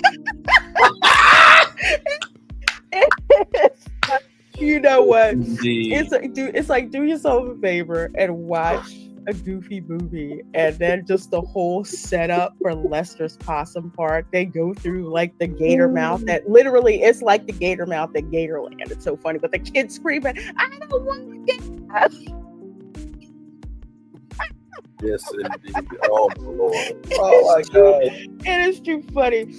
Oh my gosh, if you guys got a membership from Fire Dragon 57, please do. Yes. Please do. Make sure you thank it for that. Let's see. Disney, let's fire the people who make our parks great and give it to the a-hole leading us out of the burning bridge. Well done. And they claim they're not worried about Epic Universe. Yeah. You should be very, So very, full of it. very afraid of Epic Universe. I mean, I talked about it. I would drive by all the time because they've been building on it since I moved here, and I would go by the site like twice a week and drive by and look, and just like, you have no idea how much of a sweet spot this park is in. I kid you not. With Disney, it's like you have to pretty much go to the park, but Epic Universe is right there, literally within the limits of the city of Orlando, and literally across the street from the Orange County Convention Center. Yeah. I can imagine that there will be a lot more conventions in Orlando because they could probably add on extra park hours and stuff like that. And I feel like this when it comes to Disney. Hey Mickey, Epic Universe is happening. Can you win that battle for us? Guys, I can win Fantastic because I can defeat Maleficent because that's supposed to happen. This is too big of an assignment even for me. I'm looking forward to like next year at this time when you got those dance competitions coming out to the convention center. You've got MegaCon around the corner, because then we're really going to see a year from now. I'll be right back. A year from now, we'll be able to really assess what the damage is and what it's like in that next following year. I mean, even Comic-Con Orlando, I could see times 10 with all that. It is. And I'm wondering how many people. Oh, go ahead, my dear. I kind of wonder Universal, because they seem to be so accommodating. They love money. What can I say? And they're really smart.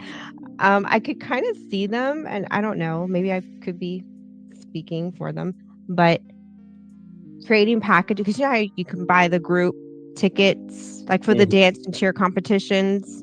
Yeah. And then people usually pick if they want to do Disney or Universal. I think for one, obviously Universal is going to be the big one. But do extended hours for those specific groups and ticket sales. Well, I know for sure. Right now, if you are they're probably not for Epic Universe right away. Well, who knows? They could let the hotel guests in an hour ahead of everyone else. Possibly. That would be a cool perk, because this is from Mickey View. Shout out to Braden, because he had a theme park view. I had a pool view, although I did find some place on the 9th floor where I can actually look out into the park, but his quality is much, much better. So Braden of Mickey View, so I'm kind of muting this here. What you're seeing is this is shot from a theme park view. Now that's my at Stella Nova. So there's a pool view, which is towards the back. That's what I had. I had a pool view because I was like, you know what? I don't really want to pay for a theme park view yet. So I did the pool view instead. But what you're looking at right here, okay, you see the palm trees and everything, all right? This is a Donkey Kong ride. Yep. Right here. You see the shooting stars over here for the portal to go in. over there to the right, you see, let's see, there's a horn from Bowser's Castle right there. So that's where the Mario Kart ride is going to be. You see the dueling coaster tracks for Stardust Racers. That's right there. And right over here, that's the top for the Constellation Carousel. And if I press the button here, you should be able to see the coins. Are the coins moving? The coins aren't moving, but they were moving today. So you could see like all the coins twirling around over that way. So there it is. Oh my Lord. This hotel is so. Just wait until the fountains start popping up too. Oh my God, it's gonna be amazing. Mm-hmm. Did you see the seating area where they're gonna have like the big water thing? It lights up. I didn't know that until I saw like an aerial. I think it was from Bio Reconstruct. I think I saw that. Probably Bio Reconstruct. I'm like, lights up. What? I was not expecting that. Is that for the Atlantic? This restaurant? This is the Grand Helios or Helios Hotel here. Let me show y'all here, because we did do a breakdown of this hotel right here. Let me do HELIOS. So right here, if you guys are looking for the breakdown of that hotel right here, just type in Helios right here. Just type in Helios, HELIOS, and then click right here, and I break the hotel down for you right here. So click this live right here. Click this live. Universal Grand Helios Grand Hotel Breakdown. Click that right there, and you'll get all the intel inside the parking. Yes, it took 3 hours to do it. Let's roll on, because coming up here in just a minute, I'm actually going to give a pitch that freaks out Reina Creole and Erika. Let's roll on. No, it's just the big circle in front of the Helios where it looks like the fountains are going to be, where you can sit down. That circular. Yeah, it looks like you can sit. Okay. Yeah, they light up. Yeah. They were like, I was like, oh my gosh, they light. I knew you expect the water to be lit, obviously, but like the seating was like, I was not expecting that. That was exciting. Helios at night. Oh my God. This clock lit up at night. It's like when the sun starts to go down, it starts to slowly light up, and it is the absolute coolest. I do not think that this was accidental. If you look what the Disneyland Hotel in Tokyo looks like, that's what this is what this hotel reminds me of. There is this hotel at Tokyo Disneyland that has like almost the same scheme, except it's more like gold. Here they have like desktops, but with the glass and everything that shimmers over it. Just look it up. Look up the Tokyo Disneyland Hotel. And then you look at this hotel, and it looks so darn familiar with this. So up here at the top, this is where the bar is going to be. Yes. I'll be when the hotel opens, because I think it's booked solid for the next 4 months or something like that. So it's going to be a while before I stay there, but you can go up here, and this is where the restaurant is. And you can see into the park. Yes, you can. Let me bring up that video real quick, y'all, so y'all can see HELIOS.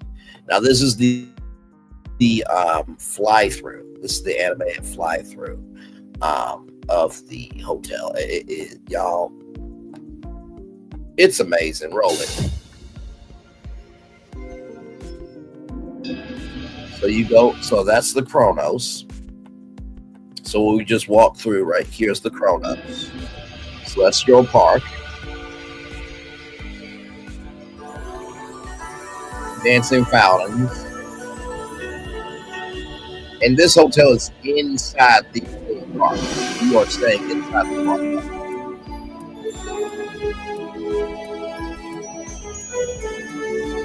Full area there.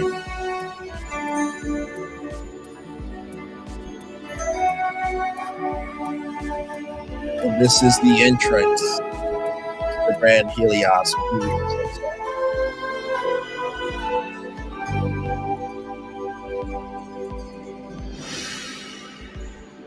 So this is the lobby here, gorgeous lobby. What you'll notice about Epic Universe is it's very space themed, very astrological. So you'll notice that throughout this grand hotel, and it is a grand hotel. And right out here, you see Constellation Carousel. Then those are the dancing fountains right out there. So I think you'll be able to, let me pull back.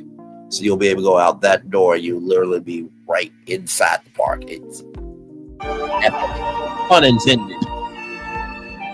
Grab and go. Restaurant, breakfast, lunch, and dinner.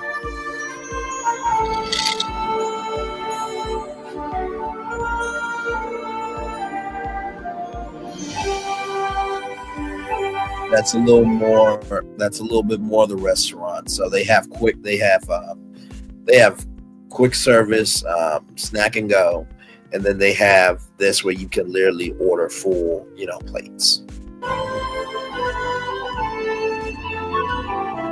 Here is that bar that Lorena was talking about. That part right there is the bar.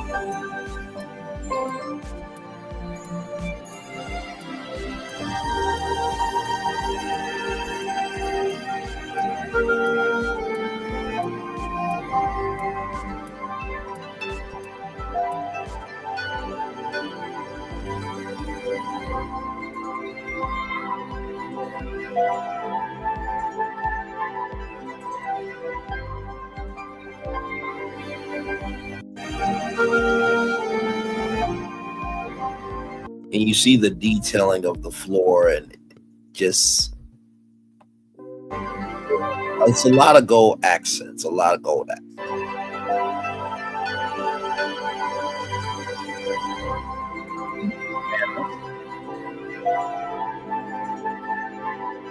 then here is your room, or one of the rooms. Like I said, there's the dancing fountains right there. And then there's Constellation Carousel there.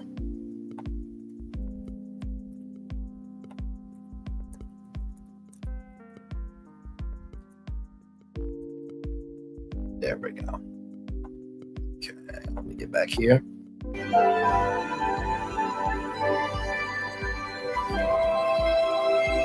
When you look at here, it looks very Japanese right here. I think that's like an orchid pattern, but you see how inviting the room is, not too overwhelming with bold colors, very light and common colors. They always say blue, rose, those are common colors. Yellow, red, black can be dark colors. So there's characteristics to paint colors.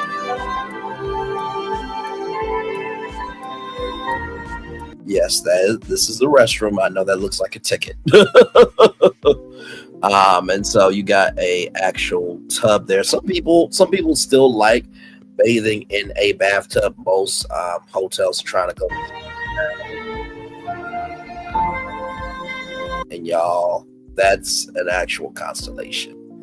And this is in the lobby.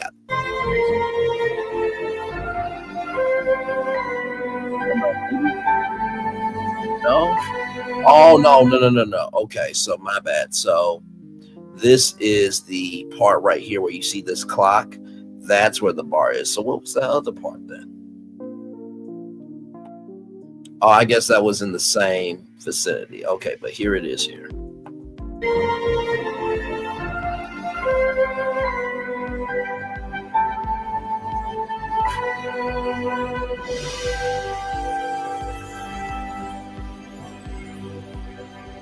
I mean, you're able to see in the park. Now, that's Super Nintendo World. That's How to Train Your Dragon, I think. Dark Universe is over here. And then I think Ministry of Magic is over here. And then there's the Chronos right there. Then here are the dancing fountains right out here. You'll be able to sit down outside the fountains. And then there are the Stardust Racers, which, by the way, on May 23rd, the next day, not the first day, that's grand opening day, but on the next day, May 23rd, you'll be able to ride. First of all, you'll be able to get to the park up to an hour early, but it's on for select attractions. So here are the select attractions. It will be Mario Kart Bowser's Challenge, Yoshi's Adventure, Minecart Madness, and then Stardust Racer. So those will be the 4 attractions that you'll be able to get into the park an hour early to ride. Now, that's only if you're staying at Universal property. I'm gonna say that again. That's at Universal property. So if you stay at Cabana Bay, rather, if you stay at Stella Nova or Terra Luna, if you stay at Hard Rock Hotel, any one of the hotels on property, you get to get into the park an hour early, but that'll be the next day, May 23rd. It won't be May 22nd, because that's the first day. Okay. Just wanted to let you guys.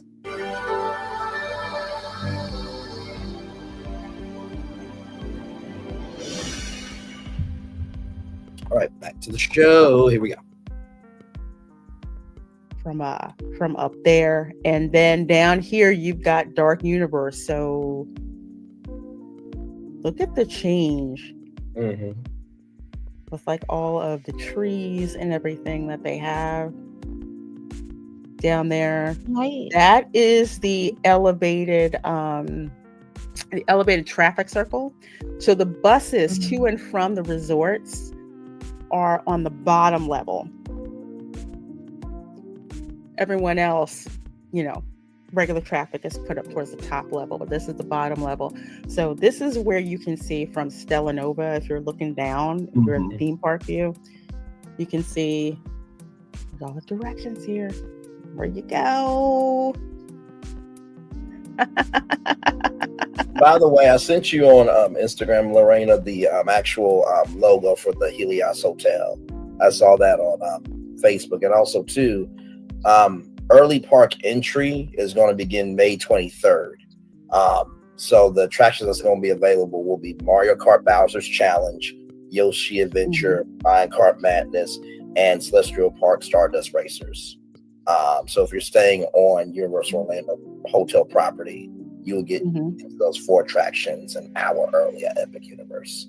But on the next day, not the first day. The first day is going to be media, content creators, horror people, wizard people, dragon people, game people. Can you just imagine, like, there's so many, at least nowadays, you see it in a lot of relationships where both will gravitate to a certain like cult following, and there's a lot of people into Harry Potter. There's a lot of people into like the Dark Universe, and I'm just seeing very elaborately planned proposals, and maybe down the road, for people who can afford it, have weddings and events in some of these lands, because they're closed off. They're completely enclosed. And that just creates opportunity. And I mean, that creates money for, you know how many people would pay to do themed weddings, parties? Oh my God. See, this is what I'm talking about. It's insane. The possibilities of, gosh, I mean, could you imagine a Gothic wedding right there? Yes, I was just thinking about. With a black wedding dress. Yeah. And they pay big money for that. Plan out 3-4 years. We'll reserve it in 4 years, and we'll be paying monthly payments until it's paid off. I mean, that's how most people plan weddings anyways. And I just, wow. I expect waiting lists down the road for events, because people will finance this. Yes, they do. And, also too, with the hotels there, when Lorena was talking about the Tokyo Disney Hotel. Now, before that, I want to show y'all something, because Erica's absolutely right. There are people who will pay top dollar. Do you hear me? Top dollar. For weddings. So since we are talking about Florida, let's go to Disney fairy tale weddings just to show y'all. Okay. So these are 48 different venues here. So you got American Adventure Rotunda, you got Ariel's, you got Atlantic Dance Hall, The Attic, California Grill, Castillo's Courtyard, China Courtyard. Now, let me tell you something. That's a beautiful venue for a wedding. Okay, absolutely beautiful. All of them are beautiful. Citrios, Magic Kingdom area. Now, some of these are for weddings, and the others can be for receptions. You can choose which one. This is Crescent Cove. It's like a beach style wedding. So if you want a beach style wedding, but you don't want the hurricanes and everything else, or you don't want it to be too rainy, Croquette Lawn, Destino Plaza there, Boardwalk Inn ballrooms, Contemporary Resort ballrooms, Coronado Spring Resort ballrooms, Grand Floridian ballrooms. They have a wedding pavilion, right? Yacht Club, Beach Club, ballrooms, Yacht Club, wedding gazebo, East Garden Plaza, which has a backdrop of the Magic Kingdom of Cinderella Castle, rather, right? World Plaza, which you are basically in front of Spaceship Earth. So if y'all both, tech nerds or science nerds, that'll be cool. Germany Courtyard, Great Hall of China, Harambe Street, which is in Africa. Italy Azola, Italy Plaza, Japanese Courtyard. So you can literally be married in Japan. That's in World Showcase. La Mezza Patio, La Nina, Living Seas Pavilion, Magic Kingdom Evening, Moreno Patio in Terrence, Morocco. You can get married in Morocco. Napa Soma Rooms, California Grill, Norway Loft, Oak Manor Lawn. Right here. Port Orleans Riverside, Pandora World of Avatar, Palace de Remy, Congo Cay, Sea Breeze Point, Shipwreck Beach, Tamu Courtyard, Terrace de Fleur, Tree of Life. You can get married on the Tree of Life. The Tower of Terror Courtyard, United Kingdom, Courtyard, United Kingdom Lochside, Train, Railroad Station, World Gardens right there. Now, the one we're going to go to, just to show y'all how much money it is, right here, Magic Kingdom Park Evening. You can literally get married in the Magic Kingdom in front of Cinderella Castle, okay? So it can accommodate 10 up to 300 guests, including the couple. Now, there is a $40,000 ceremony fee for this location, okay? So, yeah, if you really want that, you can pay for that. So when Erica was saying that people will pay for weddings at Epic Universe, I have no doubt in my mind that they will. Let's roll on. Now, here is what I was about to say with the hotels. Watch this. Okay, here we go. Gravitate to a certain cult following, and there's a lot of people into Harry Potter. There's a lot of people into the dark universe, and I'm just seeing very elaborately planned proposals, and maybe down the road, for people who can afford it, have weddings and events in some of these lands, because they're closed off. They're completely enclosed. And that just creates opportunity. I mean, that creates money for, you know how many people would pay to do themed weddings, parties? Oh my goodness. This is what I'm talking about. It's insane. The possibilities of, gosh, I mean, could you imagine a Gothic wedding right there? Yes, I was just thinking about. With a black wedding dress. Yeah. And they would plan out 3-4 years. We'll reserve it in 4 years, and we'll be paying monthly payments until it's paid off. I mean, that's how most people plan weddings anyways. And wow. I expect waiting lists down the road for events, because people will finance this. And also too, with the hotels, there when Lorena was talking about the Tokyo Disney Hotel, they have a Marvel themed hotel in Tokyo, And if they're already doing How to Train Your Dragon Kid Suites, imagine a Nintendo hotel. Imagine a Dark Universe. Oh, you did not just say that. Imagine a that would be hotel. Because then they say they have more than enough land to do more things. Listen. I just connect the dots, and y'all just fill in the colors. So. I would absolutely. I was already flipping over Mario Land because I distinctly remember my 8-year-old self telling our neighborhood friends, wouldn't it be the coolest thing if we had a Nintendo world with Mario and rides and we were all like nerding out over this stuff, back in like 1987, 88. And here we are in our 40s and we're finally getting, a rendition of what we dreamed of. A hotel to oh, come on, Universal, please give us 80s kids our Mario hotel.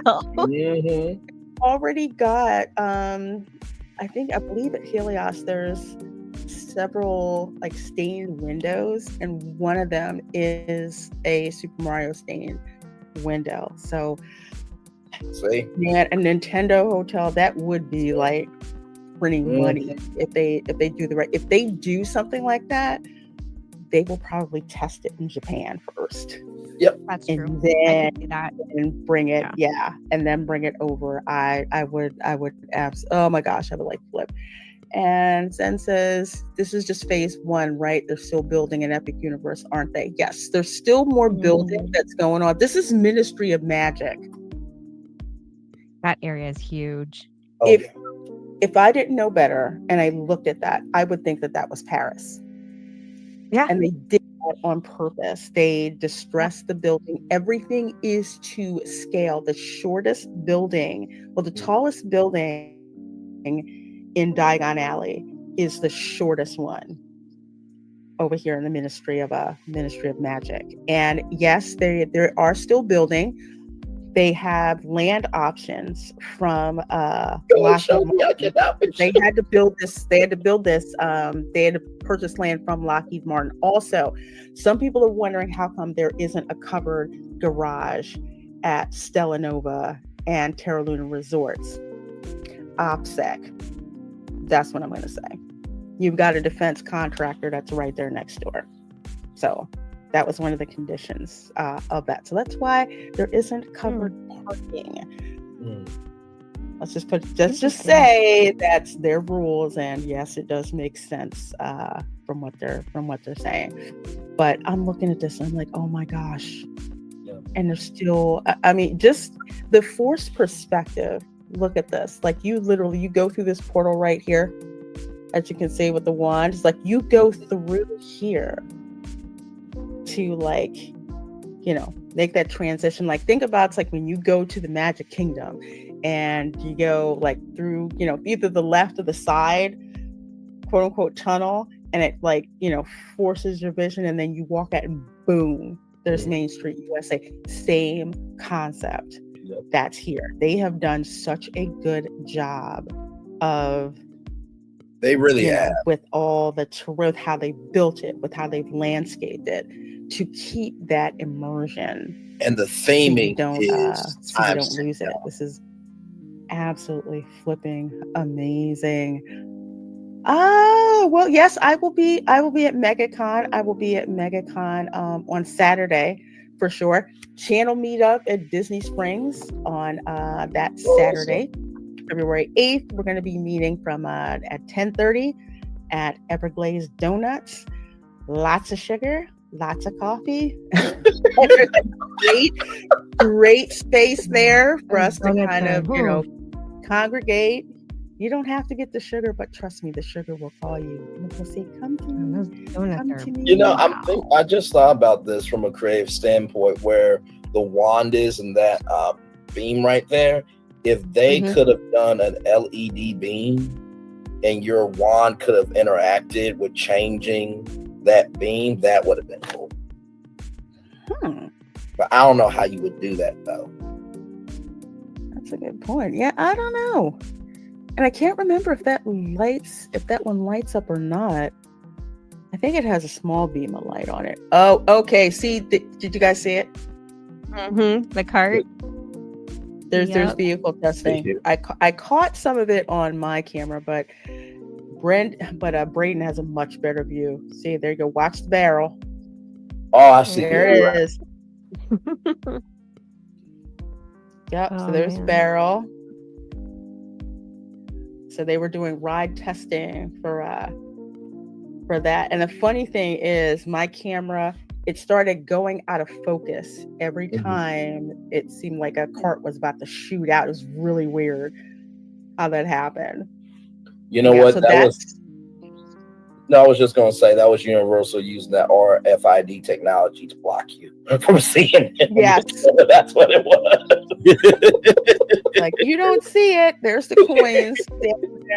Yeah, just like Disney will like zap my screen sometimes when it starts to, lag and stuff like that. Yeah, that's what they're doing. And here's now Beanpole. Now Beanpole with the Mario flag and the coins, because what you can't see when you go inside Super Mario World, there's like all these levels where literally there's stuff that moves, there's the coins, there's the power-ups, you can get the bands, and you can hit the things, you can get points and stuff. You will see the coins, you'll see the piranha plants, you'll see like the Goombas and everything. It is crazy. The color palette literally looks like it came straight out of the video game. I mean, we're seeing it from the back, but if you follow Bio Reconstruct over on X, he did like a flyover. You gotta follow him if you have not been following him. He's got all this stuff as the park has been built. And by the way, too, in the Hollywood one, they have like these kind of binoculars where you can look through them, and there's like 3D icons of like the Koopas flying around and all types of stuff. I don't know if they're going to have that in the Orlando one, but I do know that it's in the Hollywood version. I believe they are. I think there were some issues when it was first rolled out in Japan, and I think they improved on that with the one in Hollywood, and I think they're going to improve on that again in the one in Orlando. And yeah, they have like the heads-up display where it's like the not VR, augmented reality. Augmented reality. Yeah. So that's what they'll do with that particular attraction. You put that on, you put the augmented reality glasses on, and it goes from there. So I can't wait to see that, because I haven't played Bowser's Castle track in a long time in Mario Kart, but this is how to train your dragon. Oh, it looks so good. Look at how bright that is. Oh my gosh. I keep calling that the kids are gonna love that. Oh yeah.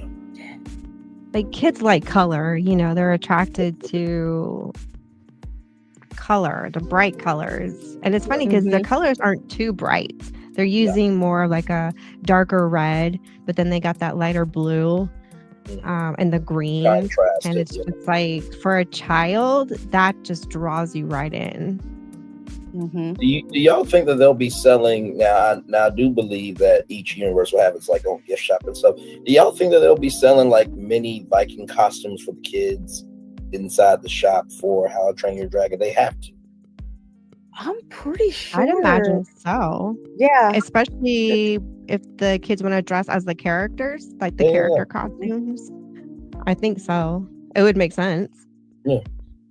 Because usually every land, even at Universal, even at Islands of Adventure, each like place has their own specialty shop.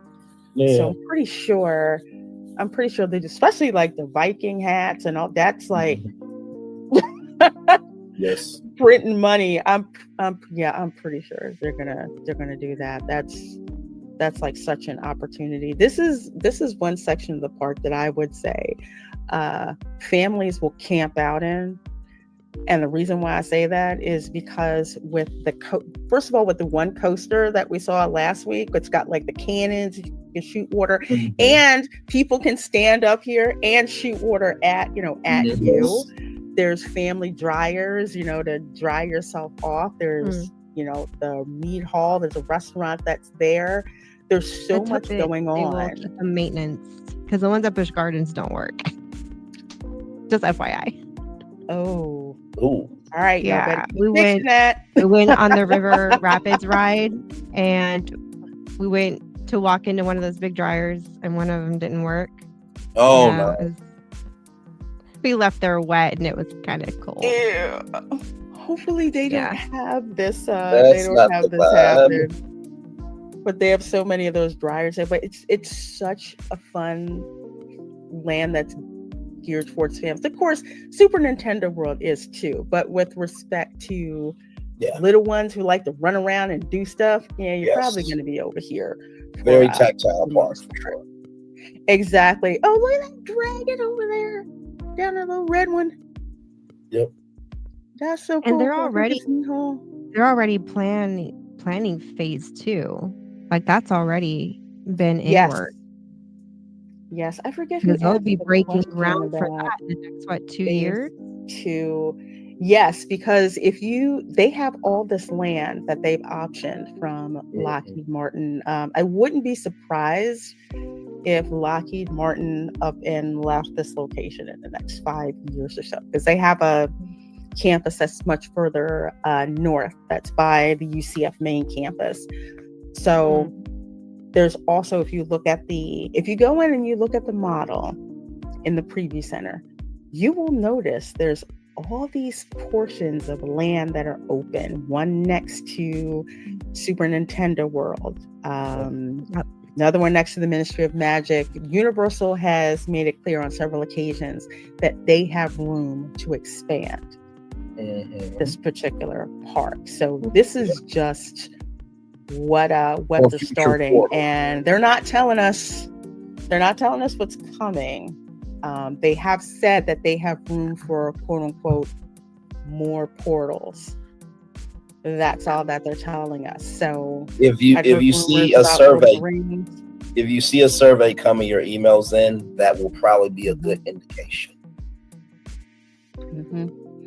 Thank you, D.L. Fendel. Yeah. Plus, there are already huge expansion pads there now without more from Lockheed. They were using them to stage, but now they're planting grass on them for dust suppression. And they have said the ministry is going to have a huge Hogwarts dining experience. So that's going to be coming. That's going to be coming up. I think they have like the what's that one? They have like a bistro, like a small French bistro restaurant that's over there down the street from the Metro Flu. So the big, huge one, that's coming. Right now, when you go past Epic Universe, there are so many construction vehicles in the parking lot, like where the guest parking is supposed to be. Right. It's like they're all taken up.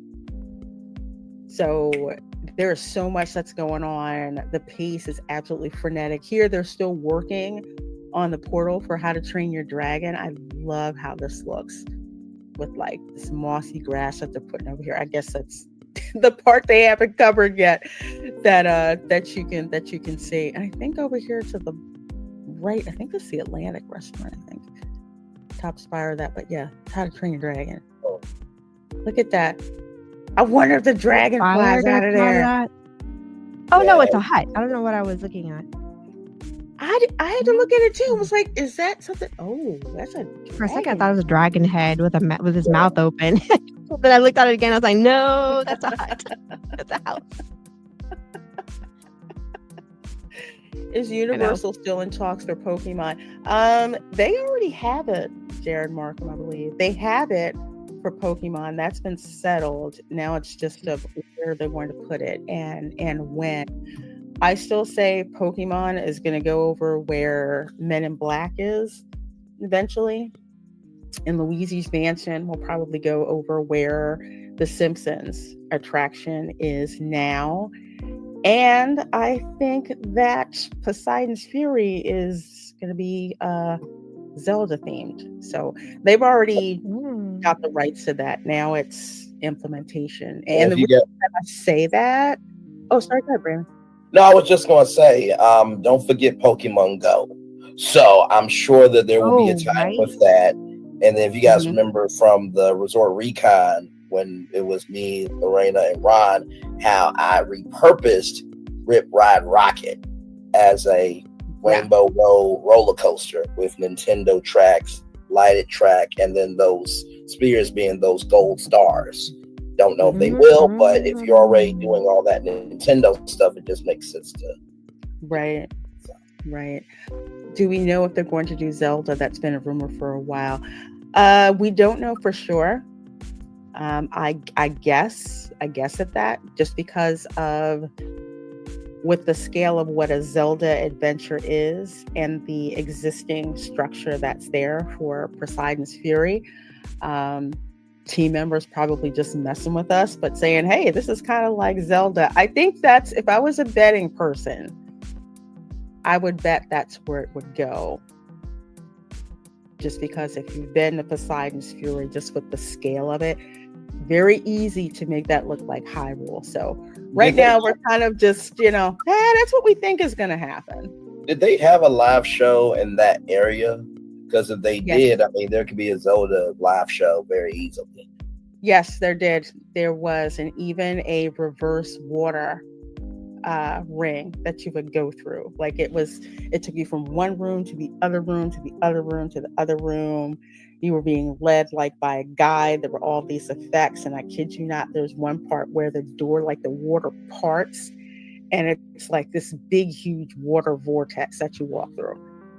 Oh, that would have been cool to see. It's the coolest thing. I think I had that video stuck somewhere on my phone. I went I think the day before they closed it, and it is amazing. They even have this like arena, which they use to put the overflow line for Hogwarts in, but it looks like a Greco-Roman arena. It really does, like scaled, like how it is. It's so freaky, and I love it. But yeah, that's How to Train Your Dragon. That right there is the Chronos. So they were looking at that. They were working on that yesterday. Putting more lights in it, I think, and that is where you walk through to get. I remember some content creators got the Chronos as like a gift package from Universal. Was actually the actual Chronos. I'm just like, okay, that better not be just exclusive to the content creators. You better be able to get that, but Yeah, I think it was. Let me see if I can find the picture. Do I have that? Yeah, I do. Of course I do. There is. I saw that last night. I haven't seen the front view. I saw this last night. Really cool. My picture was not that clear, but I did see the photos that night.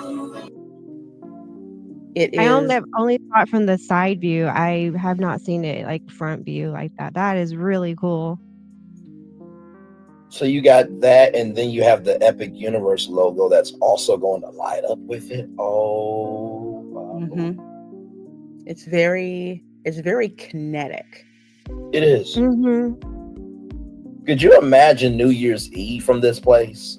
If they could, I didn't even think about that. Gold, oh my gosh. Light up gold and then a whole gold, fireworks show for New Year's Eve. Oh my God. Yeah, the possibilities are endless. That would be really pretty. And yeah, do a gold theme. Oh my gosh. This is, I mean, when you look at it at night, it's so cool. And it reminds me, I cannot remember what it was. Yeah, I do. It kind of reminds me of Epcot back in the day. Like on a different scale with like all the bright colors and the movement of the colors, and it just makes it seem like it's alive. And to see it in person, it's just like how did they do that? Because another thing that you have to keep in mind about Epic Universe, when they started working on it, they already hit the limits of existing technology. Yeah. They had to go beyond that in order to build the park. So there's a ton of other patents and everything. They had to push the envelopes, like go past existing technology. And I think that was in the 7-minute promo for Epic Universe, where the head of Universal Creative was just like, okay, we need to take that next step. What's what this is? If you think about every park has like an icon, this is their Spaceship Earth icon. Where you go to, Isles of Adventure, and there's that lighthouse, and then the globe, and so this is their park icon. Absolutely. Yeah, I would have to agree with you. It's in all of the merchandise, where you see that Cronus and you see that Epic Universe. It just looks so freaking cool. Do you think Disney regrets? I've been wondering this, and I feel like the only way we'll really know is if we get insiders over at Universal Creative that are former engineers coming out and kind of telling us, yeah, Disney's reached out to me trying to lure me back. I haven't heard anything. I know Ron's got some friends over there. I think Culture does too. I'm sure Pro and Jonas know. Lorena, you might even know some people over at Universal Creative. But I feel like that's the only way we would really know if Disney's regretting it, because then they would be attempting to lure those people back.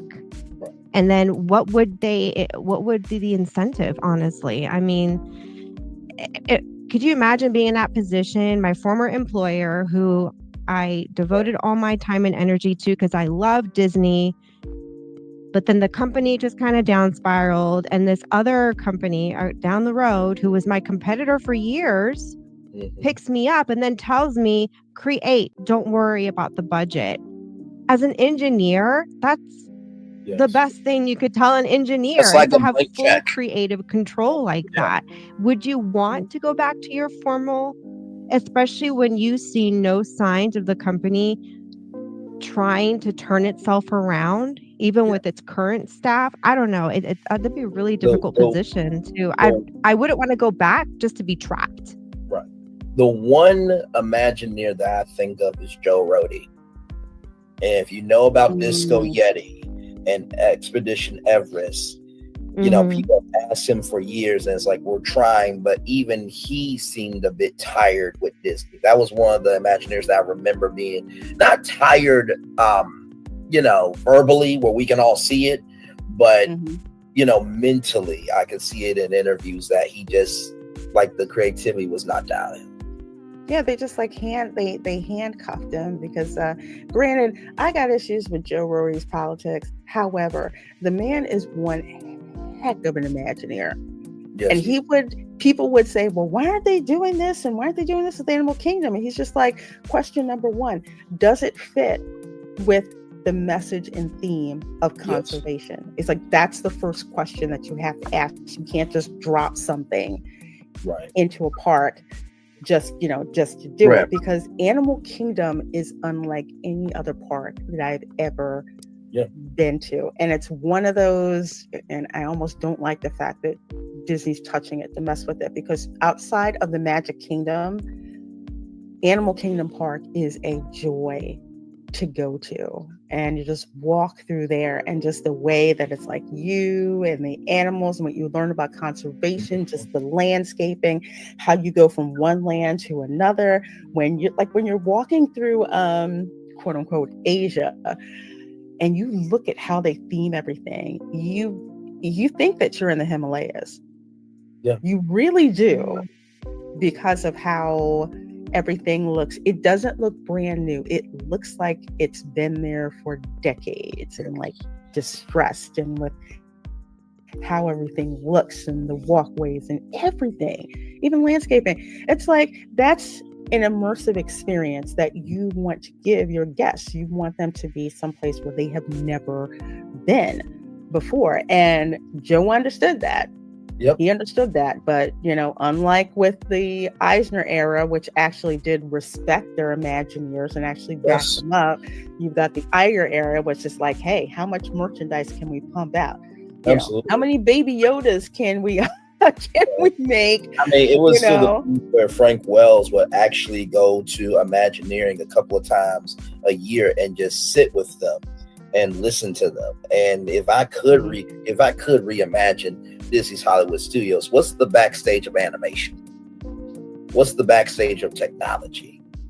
Because people really are interested in the learning of Hollywood. So if you take, this Hollywood Studios and say, this is the theme park of the backstage of entertainment, and make all your attractions in that backstage mindset, there it is. And no, I'm not an Imagineer, so don't ask me to do dimensions and stuff. Creatively, yes.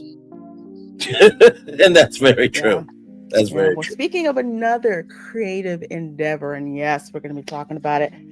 This is my first part. This part right here was so much fun. Actually, we're going to take a little commercial break because I got to go to the restroom. But we will be back. We are live on tour, La Reina Creole. We're having a resort ReCon watch party here. Like, comment, share, subscribe. We will be back right after this.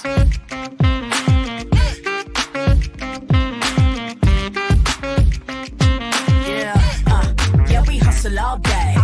Yeah, we're working, let me play. You know me, work real hard, now we're ready, let's play. Hustle up, yeah. Ready, set, let's go, yeah. Hustle up, yeah. Ready, set, let's go. Turn it up, turn it up, turn it up, turn it up a little louder. Now get low, come on, yeah. Drop it to the floor, turn it up, turn it up, turn it up. Turn it up a little louder. Now get low, come on, yeah. Drop it to the floor. Turn it up, turn it up, turn it up, turn it up a little louder. Now get low, come on, yeah.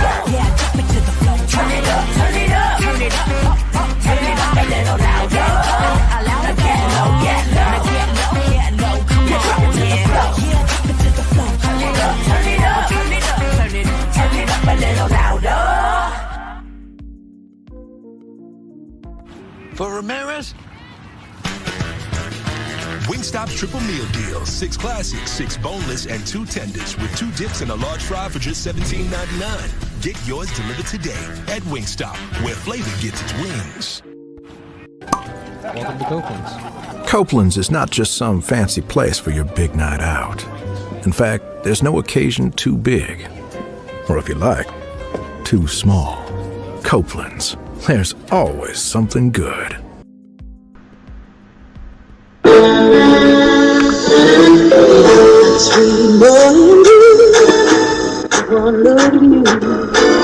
And it was plain to see you were my destiny. I come from my face. Our son is your son. Welcome to the celebration.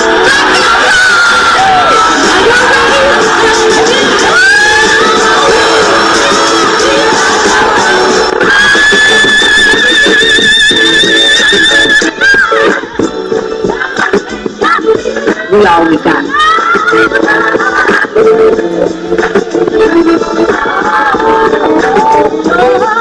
I'll do that. Don't you leave here today with happiness. I want you to leave here with joy.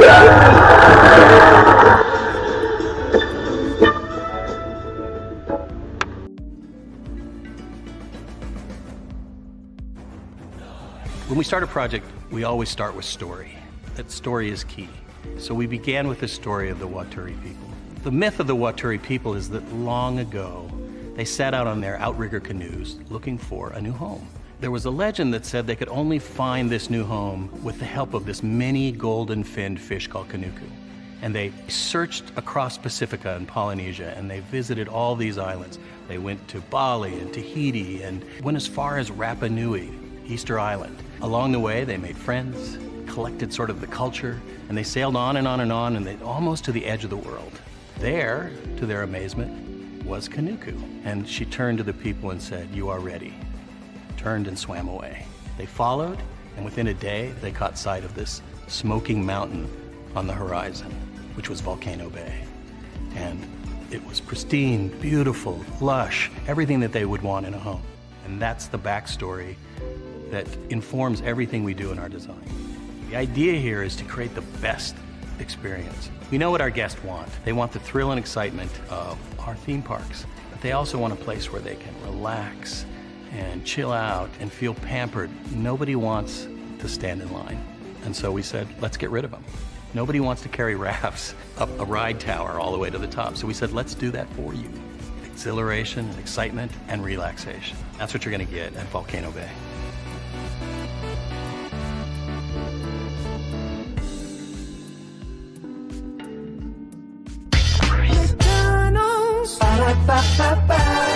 I'm loving it. I'm loving y'all right back.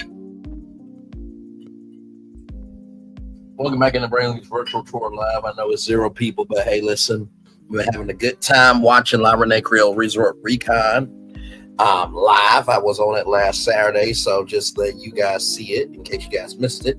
Right now, we're going to be talking about Stella Nova Resort. Y'all, this is why the show was extended.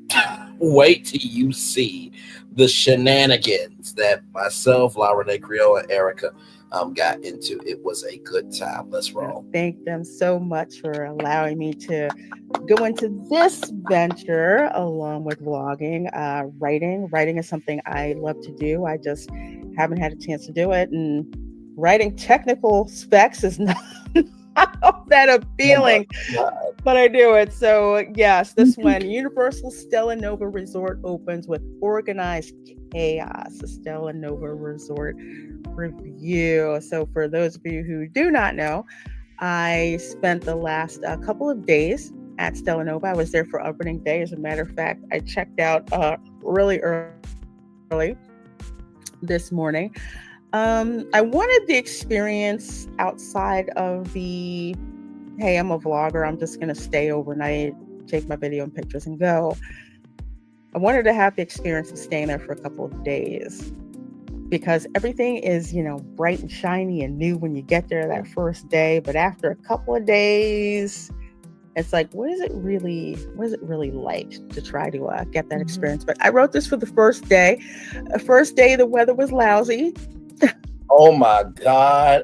Listen, the way you went outside for your people, I was just like, if I could send her some money for a North Face burqa jacket. I mean, you went outside like, oh, y'all see that? Oh, I got to go back in. Yeah, that's probably why I got this lovely head cold already. But I'm just like, okay, we're gonna get like, we're gonna see it because folks want to see. Yes, like, we're gonna see it and to show you what it's like out there. But yes, that wind was insane, and I'm from the Northeast, so it was just like, nope. We're going back in the airlock. We're going back. Pigment is cool. The walls are amazing outside with these mosaic bricks. One of the cool things about them is they cover everything. Like, you probably can't notice that there's 2 maintenance doors down here between like the red car and the black car. Yeah. You can't see that until somebody opens a door and walks out. And I'm like, that's pretty darn ingenious. It from the street, it looks like it's just one solid piece of artwork. But that's what it was that day. Everybody trying to park. It was just crazy. But hey, we were there, and it's the first time I've ever been to the opening of a hotel. So we could get there at 11. I knew it was gonna be nuts. I got there at 11:30. It was crazy, but yes, the opening day of anything comes with its ups and downs. And the opening of Universal's newest resort, Stella Nova, was no exception. And there's a link in the article. I have to put the link to the article in the description box of the video, but just like Brandon was talking about, I took you guys down in the foyer. We went outside to see what it was like. This was y'all. It was so bad. Oh my God! And I'm laughing with her, not at her, y'all. Yes. I mean y'all watch the ReCon and you'll get why I'm laughing so hard. It was so real. Funny. It's like, oh, I don't sugarcoat it, man. If that wind is kicking up and it's cold, I'm not gonna pretend it's not cold because it is. It was preparing you for Dark Universe. That's what it was. Yes, it was perfect weather for Dark Universe, actually. Yeah, screw it, we're going back in. Merch coming out soon. Oh yeah, I did go out twice. I forgot I did go out twice. But yeah, so it opened Tuesday, January 21st. I've had reservations since April.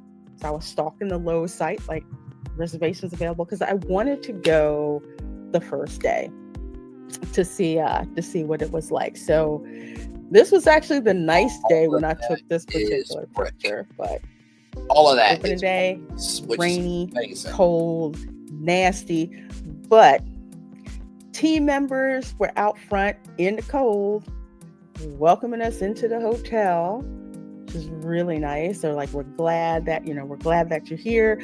I walk in, there's a team member with a tray of blueberry lemonade, like violet looking lemonade with like a lemon slice in it, and just like, would you like one? I'm like, oh well, shoot, this is nice. Okay, this is nice. I'll take this. You walk in, and sound and craziness everywhere. And when I say organized chaos, anything that opens on the first day, you're going to have issues with. Mm-hmm. There's going to be little things that'll pop up. It's like you plan for everything, but you plan for not everything to go right. I have never been in a checkout line that had 100 people in front of me. And that is what happened opening day. So this line back here, this is the only part that you see. There's another part where there was about 40 people behind me and about 100 folks in front of me trying to check in. The check-in desk is over here behind this star map here on the wall. I call this the cubby hole part. You can go in and kind of sit. It's really cool. All of the curves remind me of the Contemporary Resort at Walt Disney World. The art, there aren't any straight lines. Everything's very fluid, very open, modern art. These chairs that you see right here, they're like these weird geometric chairs, which found out online they cost retail about $5,000. I don't think Universal paid $5,000 each for these chairs, but they're very interesting to sit. I've never seen any chairs like that. The fabric on here, because I know Erica, you'd asked me about these particular chairs because they are outside. I want to say they're like a pleather-like material. Okay. So it can hold up to weather? Yeah. Like without getting moldy or mildewy? Mm-hmm. So it's the same ones that are out by the Galaxy, about the Galaxy bar and grill. That Galaxy bar is nice, I'm just gonna tell you. But yeah, there were lots of people in line. But you had team members who were, walking the line, saying, thank you for being here. Thank you for being so patient with us. Lots of team members walking around. Of course, my favorite, the ladies with the Stella Nova lemonade. And they came back with refills. This was so nice to have. This was so nice. They're like, would you like a refill? Yes, I would. Yes, I would. So they had lemonade. Yes. Mm-hmm. Was there a blueberry flavor to it too, or did it just have a blueberry in it? Just had a blueberry in it. So they may have used a blueberry to kind of color it a little bit. But yeah, it tasted like pink lemonade. Yeah, pink lemonade dressed up. I've heard of like blueberry lemon cakes. I didn't know if it tasted anything like that. Yeah, I didn't really taste blueberry. It tasted more like pink lemonade than blueberry, but they may have used just like one blueberry to kind of color the lemonade. It was very, very, very delicious. Extremely, extremely delicious. Let's see. Hell yeah, Louise. Hello. Did you get a discount for being there on opening day? Yes and no. I had a pass holder discount. And just to clarify, I did spend my own money to stay there at the resort. I got a pass holder rate to stay there.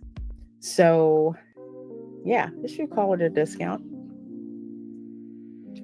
So when she says that, y'all, now if you are a content creator, Universal and Disney will reach out to you with, hey, would you like to come to the grand opening of this theme park? Would you like to come to the grand opening of this hotel? And they will actually pay for your room and everything. So when she said that, she was saying that to be transparent. But yes, parks do pay. It's just like if you go to Vegas and you're a high roller, if you gamble $100,000, $1 million or more, there are exclusive suites that you'll stay in that the public will never see. They'll fly you in, limos, everything in between. So yeah.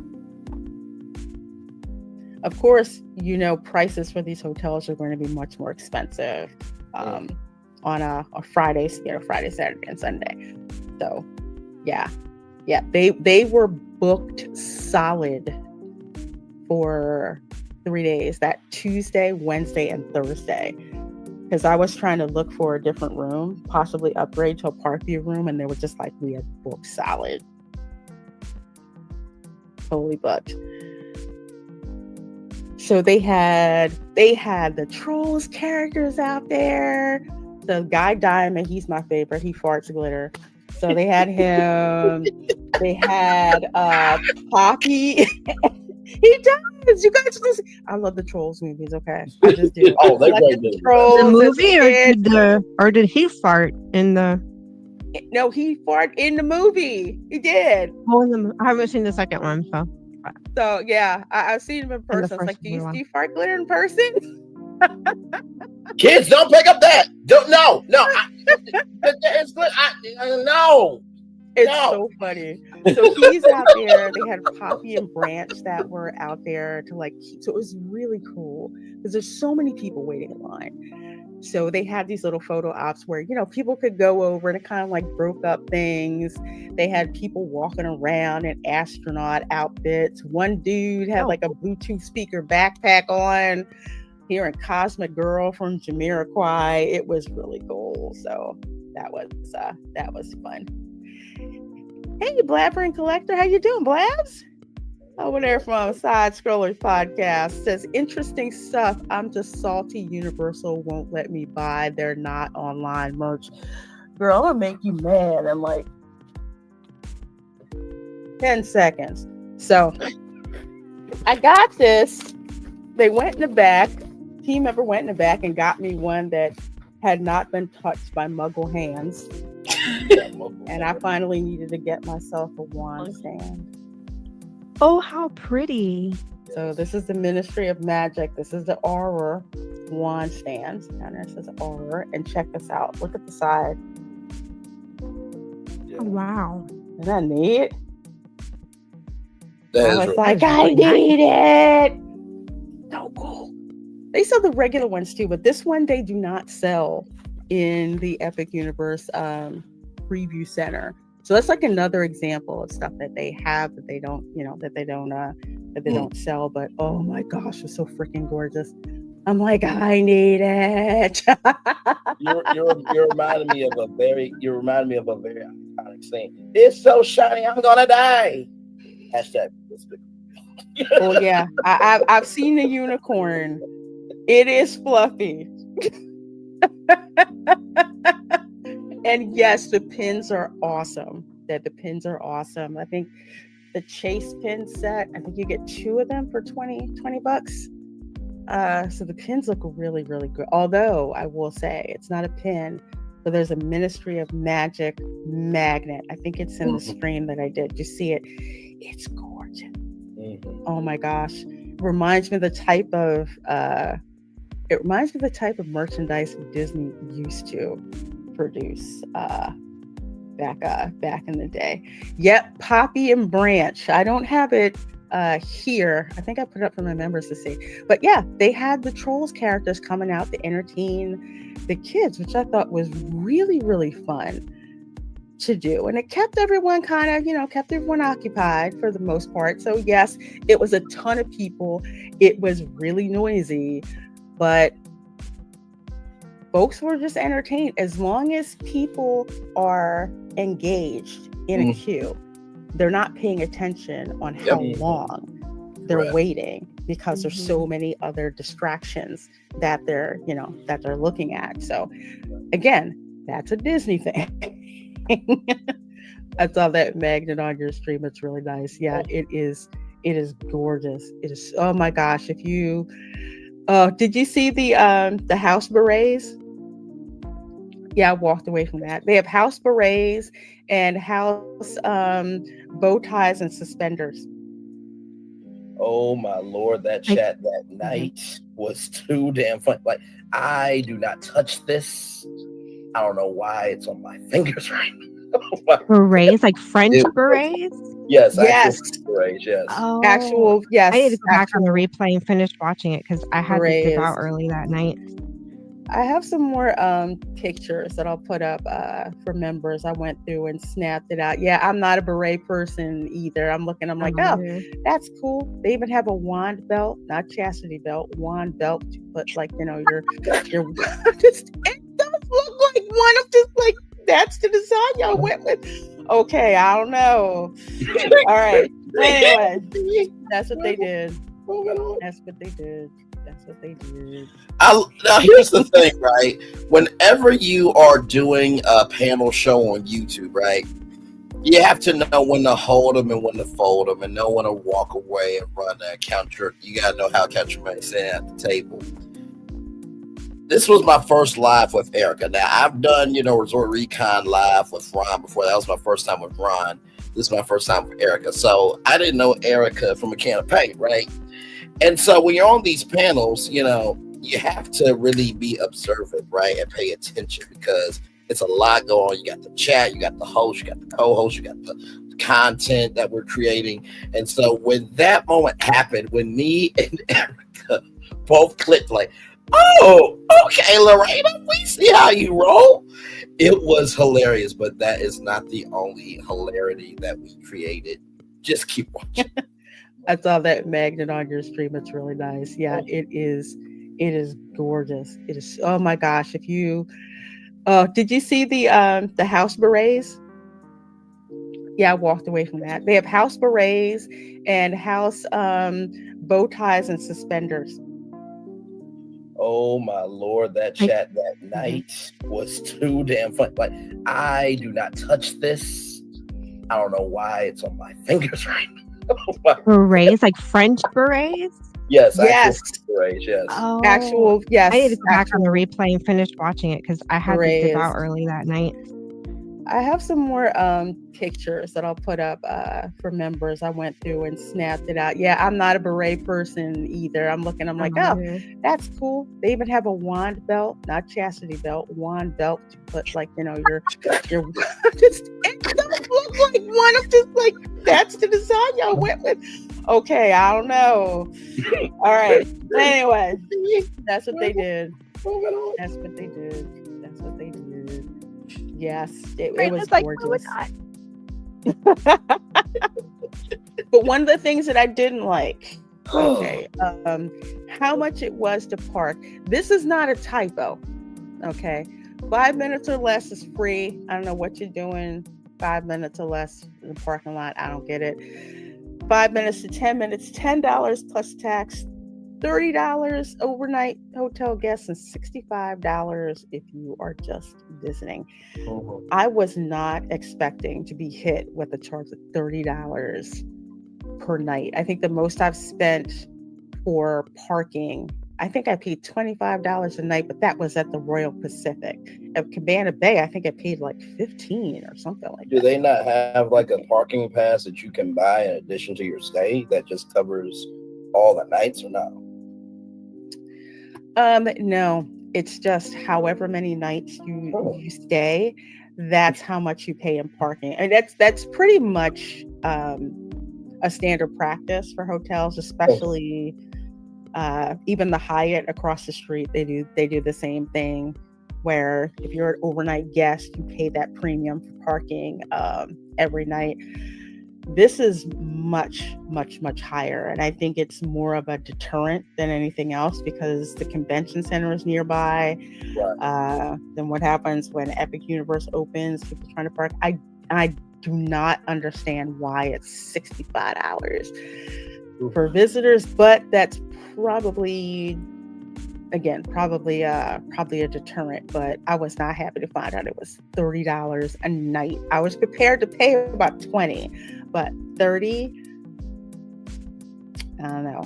I just wasn't too pleased to hear that. I don't think a lot of guests were too pleased to hear that because the team members seemed very apprehensive about telling me it was $30 to park. So even though I got the pass holder discount, which I'm very appreciative of, paying for parking is something that, you always had to do at Universal back in the day before they switched back to it. Disney, that was the one thing about Disney. You didn't have to pay that much money. And then it's like, okay, if I'm paying $30, I better not have to pay $30 to park my car if I decide to take my car over to the parks and park, which honestly don't. Just take the bus transportation. It really is that good. It really is. And this is the third floor corridor where it's just got, remember like the lights that used to be in the concrete at Epcot? That's pretty much what this is. Wow. So on the third floor, in between the bank of rooms when you get off the elevator, there is this star corridor. And it is gorgeous. It's like something that should have been in Tron and didn't get put there. Yeah. I mean, to see this lit up live on the Resort ReCon restream, it was beyond. I just imagine all of the kids that are into science, technology, engineering, and math is just going to be sitting out in the hallway. What are you doing on the hallway? I'm just looking up. You don't want to go? Yeah. Nope. No broccoli. No broccoli. A lot of Jolly Ranchers. I will say that a lot of Jolly Ranchers. The outside reminds me of like if you took the Jolly Rancher candies and you just want them together.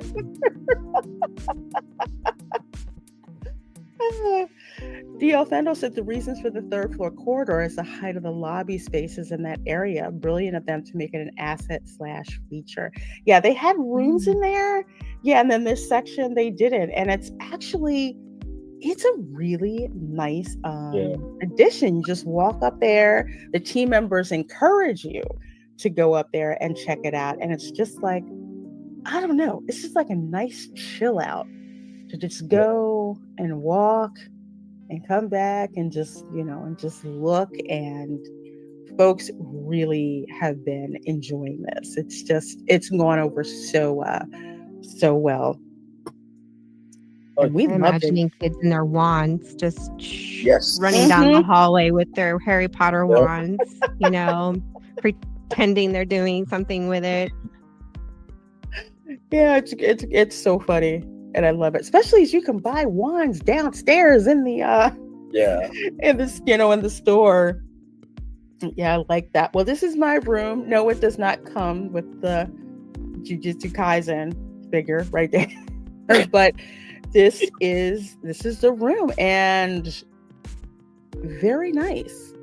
Again, you have all the lines, the curves. This is like backlit. You have these curtains. The window really does change the vibe to what's going on, especially when it's dark outside. It kind of just gives you the Galactic Star Cruiser feel without the Galactic Star Cruiser price. Right. Yeah. And people were making comparisons about that as well. People who actually went on that whole doomed mission, I guess, for the Star Cruiser, who they've actually been on that experience and have seen over here. They're like, yeah, what it looks like what Universal Creative did was they saw what Disney did wrong with the Star Cruiser and pulled elements from that to make it right. You've got the two queen size beds that are in here, the porthole that's there, the curtains. There's even curtains back where the bathroom side is that almost acts like a privacy divider between the sleeping area and where the sink and the bathroom is. So they have that. What you don't see on the wall over here to the right is a mounted 55-inch 4K television, which has Netflix. So if you have Netflix, which I do, you're just able to port your information onto it and just basically kick back and watch Netflix. Make sure you sign out when you check out, okay? But I just thought that was the selection. I gotta drive back to the hotel. But it was a nice feature. It's like, oh, I got Netflix. I can sit here and and watch Netflix. And so that was really good. Same size as like Pop Century or Art of Animation, but with better furniture, appointments. My refrigerator was not plugged in when I checked in. Oh no! It's kind of that's kind of annoying. Yeah, some of the rooms I think that they didn't do like a check or somebody missed like, hey, well, the coffee machine was plugged up, so somebody was in there. Like, what's more important, the coffee machine or the refrigerator? Okay, probably the coffee machine, but either way, right. I had to go, pull the refrigerator out, plug it in, put it back in there. But that wasn't done. But the bathroom area is really nice. They've got a step bar in the shower. The shower is so nice. The shower head is so nice. They had a little issue with the hot water, which they fixed by, I say, the third night that I was staying there. And they have the variable shower head. So it was so nice. How was the water pressure? It sucks. I've never been in a hotel with good water pressure ever. So it's okay. It's okay. It's like it does the job. It's it's all right. But like I said, I've never been in a hotel where the shower pressure's actually been, water pressure's been good. I mean, Disney's same thing. The water pressure has been all that. The contemporary water pressure was terrible, honestly. It took me forever to wash my hair. And then it would make this loud knocking sound if you turned the knob too far one way. It would do just this really loud dun, dun, dun, dun, dun, dun, dun. And we didn't think to report it. We were just tired most of the time. And I'm assuming it's just the one room. We've never stayed at the Contemporary, so maybe it's just a fluke in that room. But the beach club, I don't remember having any complaints, even with the shower or anything. Everything was pretty good there. I mean, this was back in 2012. I take that back. I had good water pressure at the Polynesian. Yeah, Polynesian I have. Grand Floridian, I don't really think it was really all that great. Pop Century, it definitely was not. Art of Animation, it was okay. So if I think back, the Polynesian was probably the only one where the water pressure was actually pretty good. Although I love the shower at the Polynesian. Oh my gosh, it's gorgeous. It's gorgeous. It's got like that tropical rainforest kind of thing. I was about to say that. I have to say, if it's a Polynesian, it has to be themed out. And I do like how inviting this is, and that I think you said or someone said that the constellations actually come from NASA. Now, this is just me kind of thinking. Yes. The headboard, if you could somehow make that light up, you know how like on cruise ships where you have that digital pad that controls the room. Imagine if you can go that control pad is like constellation lighting, and you just can have the lights light up in the room and stuff like that. That would be kind of cool. That would be cool. This one is just like the backlighting that's there, and also these lights above the beds. They have motion sensors, so if you don't move after a while, good night, lights out. Oh, freaked me out when that happened. I'm like, what the heck happened to the darn light? And I get up and wave my arms, and then the lights came back on. So, oh wow. If you're in there and you're just chilling watching TV, and then all of a sudden the lights go out, no, it isn't because Stellanova didn't pay their electric bill. No, it's motion controlled. So, and that's all the lights in the room, or just certain lights? I think it's all of them. They're all like that like motion sensor. If you haven't been for a while, it'll turn. Yeah. Because have you ever been in those like conference rooms where if nobody's moving, all of a sudden the lights go? Yes. Yeah, they have those here in Europe, and it's really irritating. Everything is motion censored to save energy. The bathrooms are like that. It's kind of creepy, especially in the bathroom. Yeah. Speaking of bathroom, why there's no fan in there? Don't they have a fan how the bathroom has a fan on the switch? TV? Yeah, for like condensation and to get all that when after you take a hot shower and stuff, there's no fan. There isn't a physical button or switch to hit for the fan. I looked for one. I didn't find one. And if I had to use an app to have the fan come on in the bathroom, that's a design fail. I'm just saying. Not going to be good. Tina is an engineer, y'all. In case y'all did not know, she comes from an engineering background, so that's why she said that. Somebody eat something that they don't agree with. Oh, okay. I did not like that, so I could be wrong, but I did not. You know what I'm talking about? The switch. Okay, there isn't one, and I looked. So weird. That is weird. Down. There's one for the light. Usually need something. Yeah, it's not a combo like you hit it and the light and the fan comes on. No. Or if it is and the fan was so low I couldn't hear it, okay. But I don't know. I had to have somebody hit me back up on that, Universal, because that's not going to be good, especially if you got a kid who's got to blow out the bathroom. It's not going to make fun. Okay. Really not gonna be fun. Dance Life at the Kingdom. Hey Lorena, I'm behind on your Stellanova tour. How far of a walk do you think it is from there to Epic Universe? You could get to Epic Universe in 10 minutes at a brisk clip. I have so much video that I have to import, but yeah, between 10 to 15 minutes. Like literally the road that you turn on to get onto Stellanova property,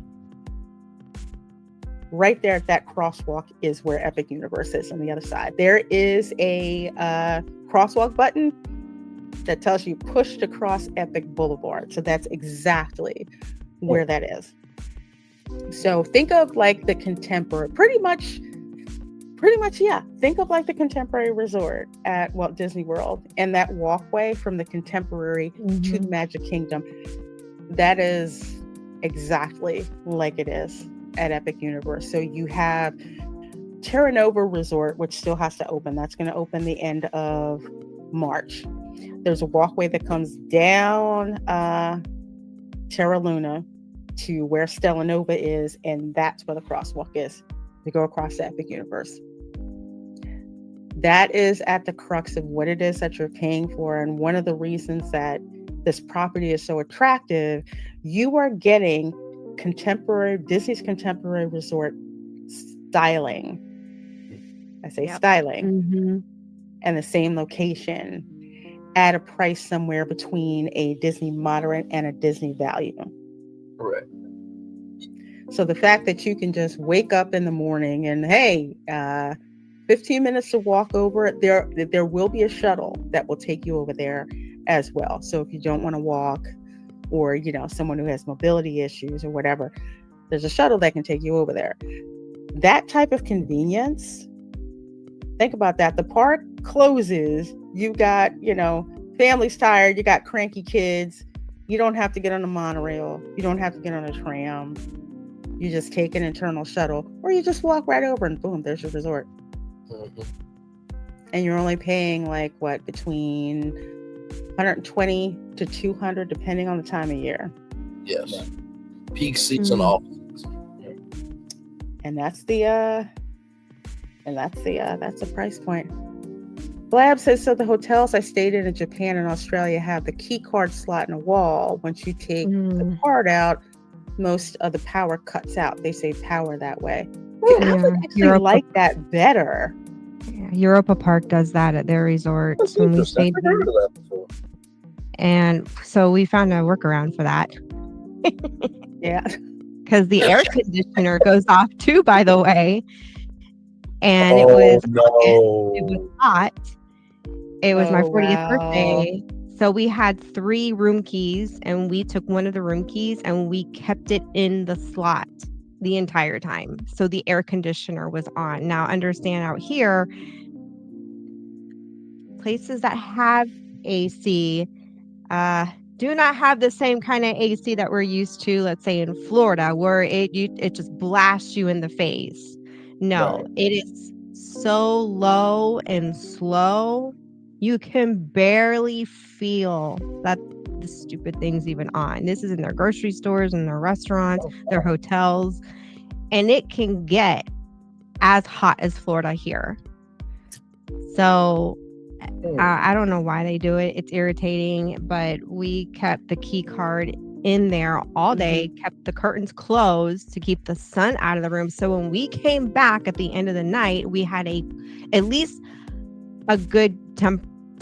And we brought little mini fans, like little tiny, just for the sound and for a little bit of extra air on our face when we slept at night. Yeah. That's how we got by. And this was at Europa Park, of all places.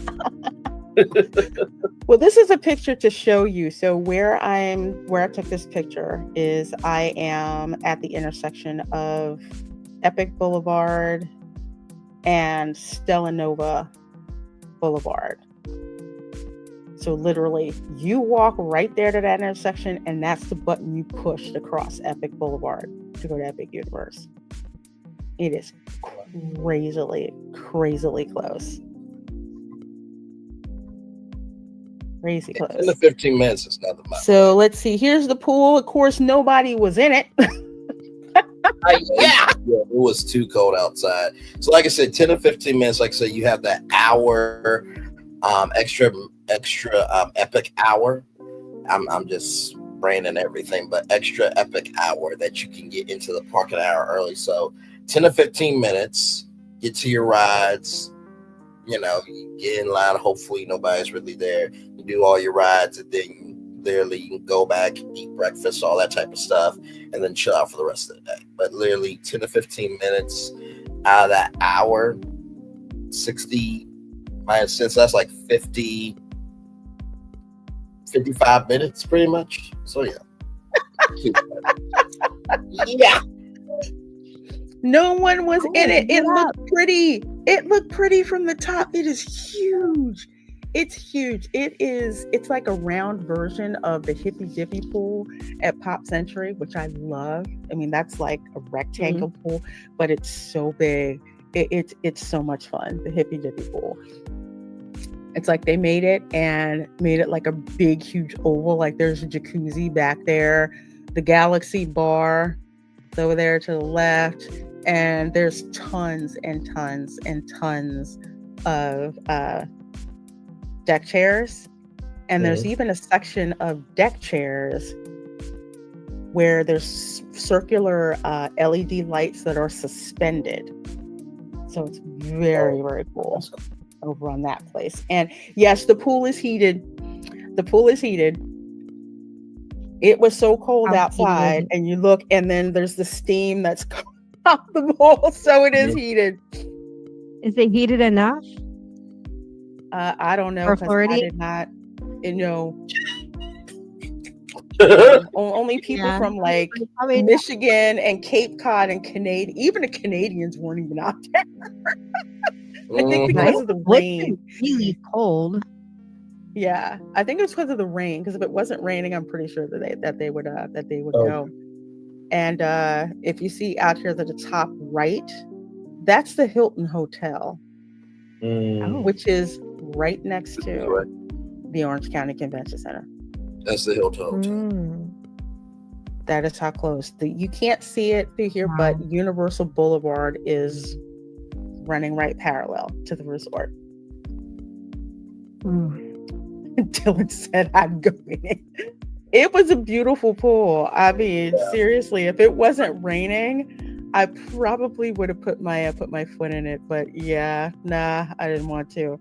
And down here on the lower right, that's like the little splash area. Splash pad, Yeah. I was wondering what that was. Okay. Mm-hmm. And they have oh my gosh, life jackets and all that stuff in various sizes for for like the little ones who don't quite know how to swim yet.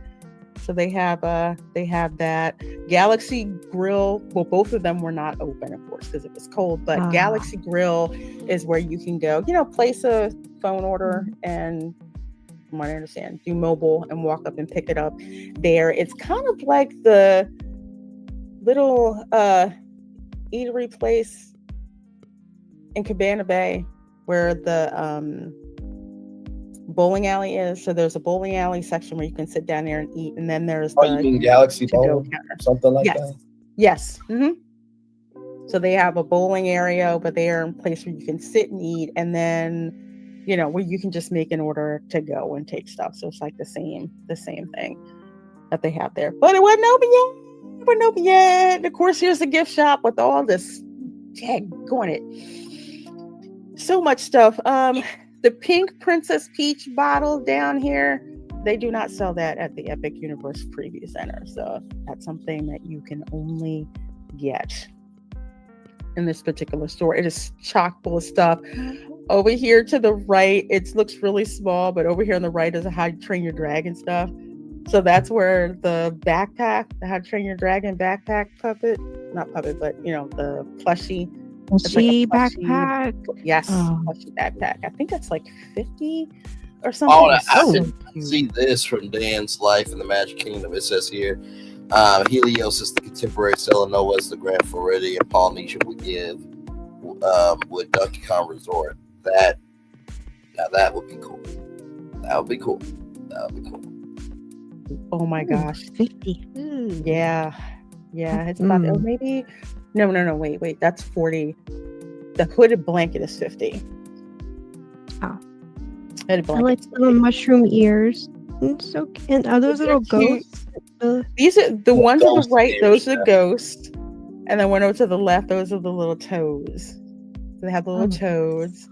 They have a Yoshi. I'd rather it was at Disney just because.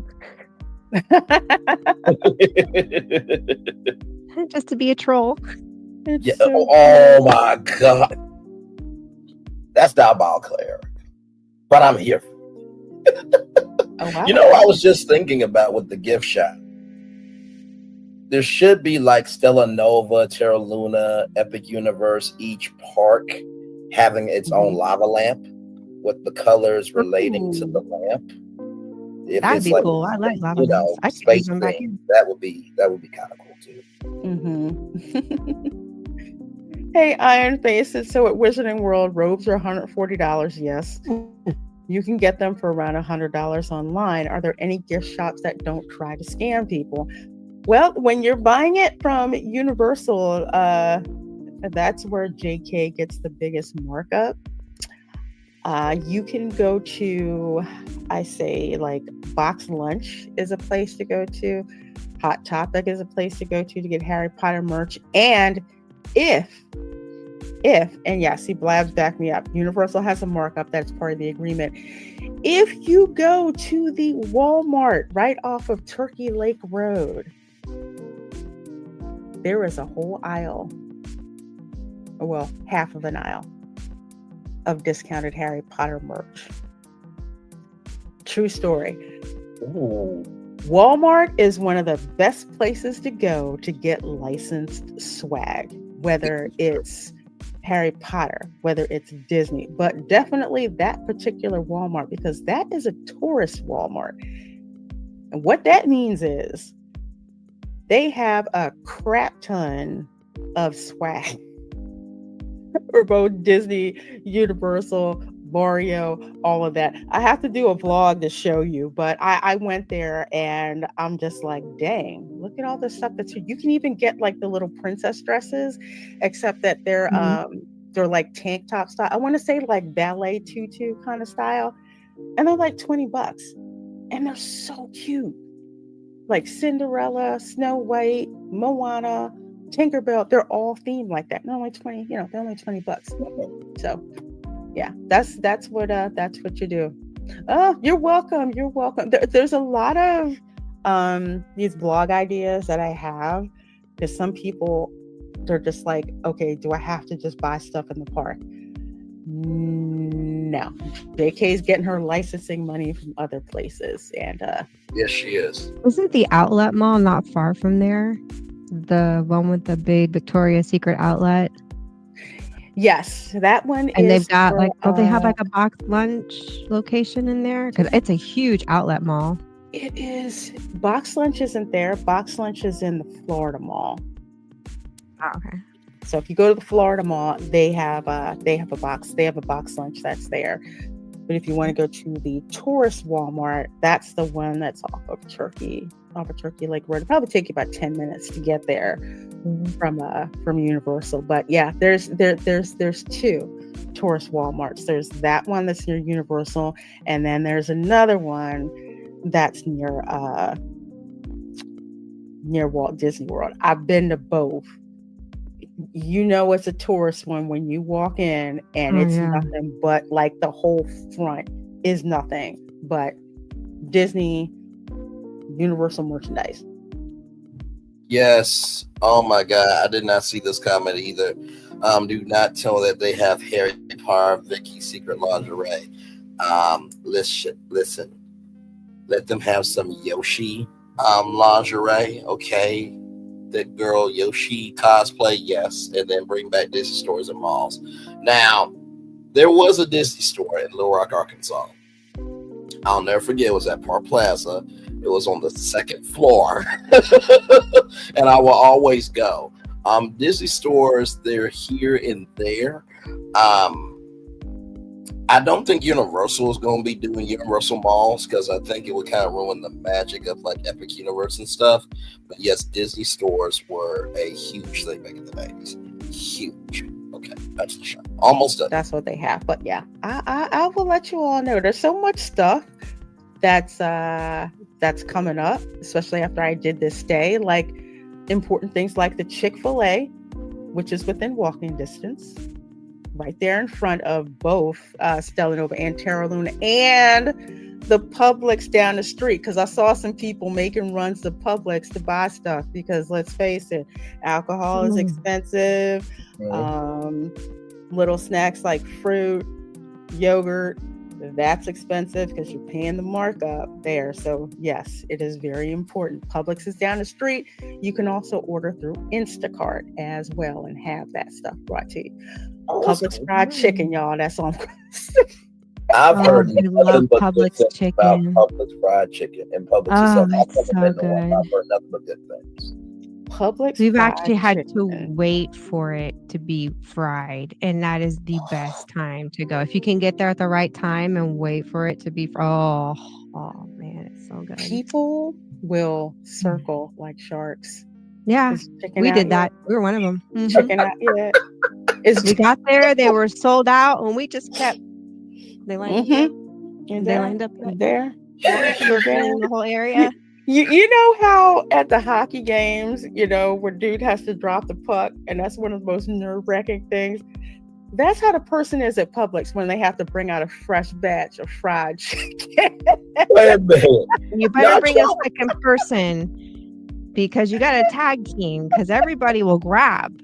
Yes. And my sister, she goes, oh, they're bringing it out. Go. Now, I've never been to Publix. We have a Myers here.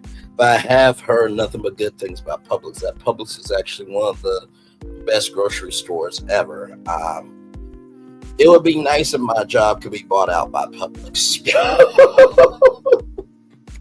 Because I bet you Publix pays more. Moving on. When I ran, I was like, how many boxes? She's like, get 2. Not y'all being the seagulls off of Finding Nemo waiting. I cannot. Yes. Mine. Yes, sir. Yes. It is, yes, Chef Nation. It is that good. Let me tell you how good this chicken is. Okay. They brine this darn chicken in buttermilk for at least 24 hours. Okay. Buttermilk chicken is. I like to brine it in buttermilk and habanero lime hot sauce, but either way, it's the brining with the buttermilk, which is what does it. And then now I'm not gonna sit here in front. Okay. Reina Creole had a live stream, and someone made a compliment about Reina Creole. I said, listen, I will go on a date where she's fun, she's down to earth. And let me tell you something. I hope I get to meet Reina Creole in person. If I ever am down in Florida, we meet up. She has to cook me her fried chicken, because that habanero lime hot sauce with that chicken sounds so amazing.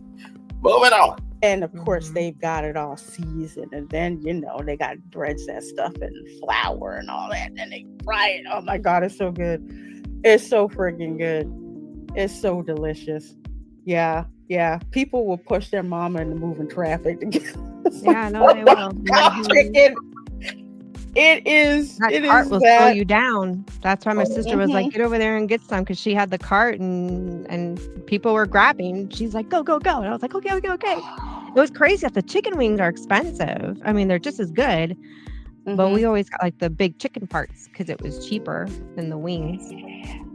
Oh yes, them Wawa apple fritters. Oh, by the way, there is a Wawa in front of Epic Universe. That is the Epic Universe Wawa. It is at the intersection of John Young Parkway and Destination Parkway. It is now officially open. I've been in there and it's freaking gorgeous. Breakfast spot. It does. Yeah. Oh, yeah, and yes, you can order ahead of time. Yeah. Have them bring it out to the car. That's and we always get the Publix potato salads. That New York style one is good, and the Southern one. And we're always torn. Which one do we want? Well, both of one of each container because we can't decide which one we want. My sister grabbed the wrong one. I said, "What kind of potato salad? It's not bad, but it's not what we're used to." She's like, "Oh shoot, I grabbed the wrong one." I didn't get the Southern potato salad. Yes, with the mustard, so she missed that one. But the food here, they have it says mobile delivery, but actually that's a misnomer. There's mobile delivery only for pizza. They do the same thing at I know at Pop Century they do that as well, just pizza for delivery. But you can go and pick stuff up here. This is the grill. It is open until 10 o'clock. The hot honey chicken pizza is all that. Okay, that's like the best one to get. I'm still writing reviews for the food that I had, but first day took longer than I thought. But then again, the kitchen got bum rushed a lot worse than it would have been if it was a normal day or normal evening. So it took about 20 minutes for me to get my food. That was the only day it took 20 minutes. After that, it was less than that. You give you a little, pager thing goes off. You go up and pick up. Go ahead and pick up your food. So that is like the tomato soup and grilled cheese that I had. This tomato soup was so good. It looks like more of a dipping sauce. And the salads in the refrigerator. If you go and you look at the video the live stream that I did, salads are very fresh. Like they do not look like they dumped it out of some sealed container. It was bona fide fresh. The soup, the tomato soup, did not taste like it came from a can. I know the difference between canned soup and the roasted pepper tomato soup that you get from Trader Joe's. That's nice. That's nice and fresh. So it tasted more like the latter. So it's really good. The pizza was good. Of course, I got my mug here. Gotta get that. I paid $25 for mine because I got refills on like day 4 and on. If you're refilling it from days, I think like a 1 to 3 day stay, I think it's $18 or something like that. But again, very easy to get your money's worth with these refillable mugs. So yeah, one thing two things that I did not like. Soundproofing is non-existent at this hotel. I kid you not. If I joke in the article, but I was real. Literally, if someone flushes a toilet, moves a chair, slams a door, cracks a fart in the hall, you will hear it. It's that bad. Erica, I'm sitting there watching Netflix. I'm settling in, catching up on My Happy Marriage. You know, I'm watching that, and I'm all into it and everything. And I hear somebody must have like crashed their cart into the wall in the hallway. I could hear people upstairs, you know, sliding the doors in the shower, flushing the toilets, walking around. Oh, wow. Jeez, could you imagine? Boy, you could listen into some real nasty family arguments. No, I'm not. Erica, you are not wrong. Oh, not to mention the other way, you know, things that go bump in the night. Oh. No, the joke was right there too. No, I was just like, no, this. Yeah, I thought about that. Did you hear any of that in the middle of the night by chance? People were too tired. The hotel wasn't, and it wasn't a weekend. So people were not blasting through galaxies. Okay, good to know. No. Yo, I have to tell you, we did not rehearse any of the shenanigans you're about to see. So literally, when Erica said nasty family arguments, I knew what she meant, because I'm that person that's like, okay, I will wordplay with you just to have mental combat with you. Oh my god, y'all. Mug here. Gotta get that. I paid $25 1 to 3. I'm not Erica. Two things that I did not like. Soundproofing is non-existent at this hotel. I kid you not. If I joke in the article, but I was real. Literally, if someone flushes a toilet, moves a chair, slams a door, cracks a fart in the hall, you will hear it. It's that bad. Erica, I'm sitting there watching Netflix. I'm settling in, catching up on My Happy Marriage. You know, I'm watching that, and I'm all into it and everything. And I hear somebody must have like crashed their cart into the wall in the hallway. I could hear people upstairs, you know, sliding the doors in the shower, flushing the toilets, walking around. Oh, wow. Jeez, could you imagine? Boy, you could listen into some real nasty family arguments. No, I'm not. Erica, you are not wrong. Oh, not to mention the other way, you know, things that go bump in the night. Oh. No, the joke was right there too. No, I tried to restrain myself. No, this. Yeah, I thought about that. Did you hear any of that in the middle of the night by chance? People were too tired. The hotel wasn't, and it wasn't a weekend. So people were not blasting through galaxies. Okay, good to know. No. I pat myself on the back of that. Right. I really did. That's the first thing I thought of.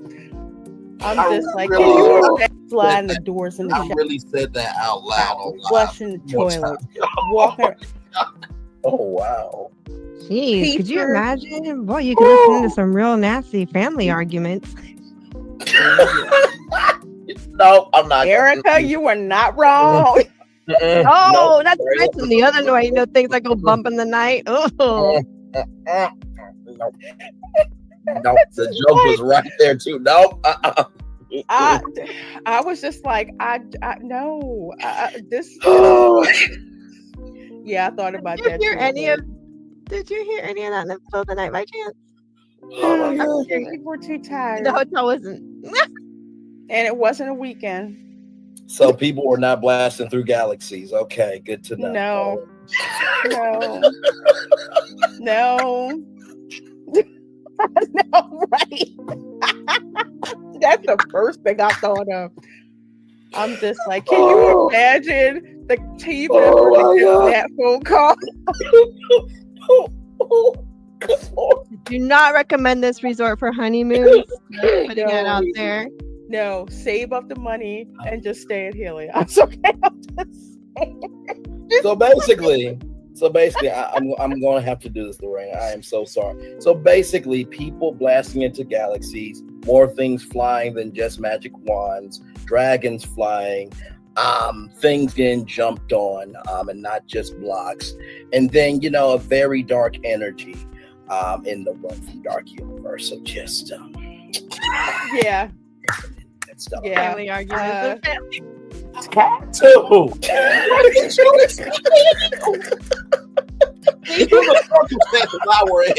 That's how I was. Yes, Arlene, that is it. So you might want to go to the corner. TV. Go to the corner. Go to the corner, Shoki. I am not doing this with you. Put your earplugs. That was an amazing. I wish I could say on that, but I won't. Right there. That was an amazing comment. Oh, and the arguments and makeups. Oh my Lord. Get my point. I name it Precise Lounge. Oh my God. Get my point. It's the walls are paper thin. I'm a princess. You know that fable about the princess and the pea, where she's like, I wanted to sleep, but I'm feeling something in the mattress. I couldn't sleep. The beds were too hard. I did not like them. Really? I have the same issue with the beds at Pop Century or Art of Animation. That's just me. I'm an outlier. I'm a side sleeper. So I'm the same way. The beds is just like they're not really thick and cushy. They're hard. And Raf is the opposite. He loves the really firm mattress, and I need something that's thick and cushy. Because I literally wrote on one side to another all night. And I always bring my own pillows from home. Nothing against hotel pillows. It does not matter how great and awesome the hotel is. I have to have at least my one pillow from home. And I do have one. And I will fight you on it because over there, it's taking my pillow. And I'm like, give me my pillow back. I'm the same way. It's just like the pillows. It's like I have the pillows that I like. If it's, well, I'll put it to you like this. If price is an issue and you're a side sleeper and you don't like a hard, firm mattress, I highly suggest getting one of those cheap memory foam toppers.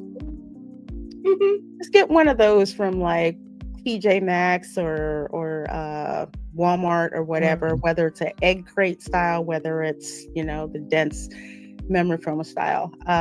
Just get one of those. You put that on. I mean, you kind of have to rearrange sheets and everything, kind of remake the bed, or just get one with with little duvet that's included with it, and put that on the mattress. And that actually does work. So I have done that when I've stayed at Pop Century. I brought that, and trust me, it was night and day between me waking up pissed off in the morning and I actually got to sleep, because it's like I enjoyed the resort, but if you're a side sleeper, you will be on edge about these beds.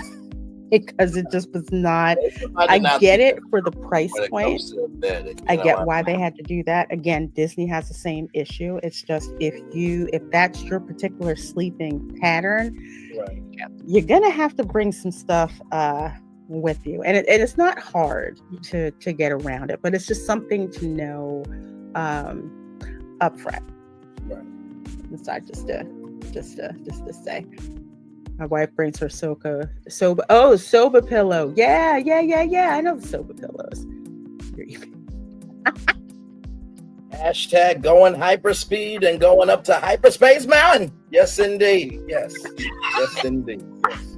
Oh, they were talking about that. Yeah, I heard that before I had to pop in there about the refill. Your refillable mugs are always going to be a good value. I don't know. I don't think you can refill them in the parks.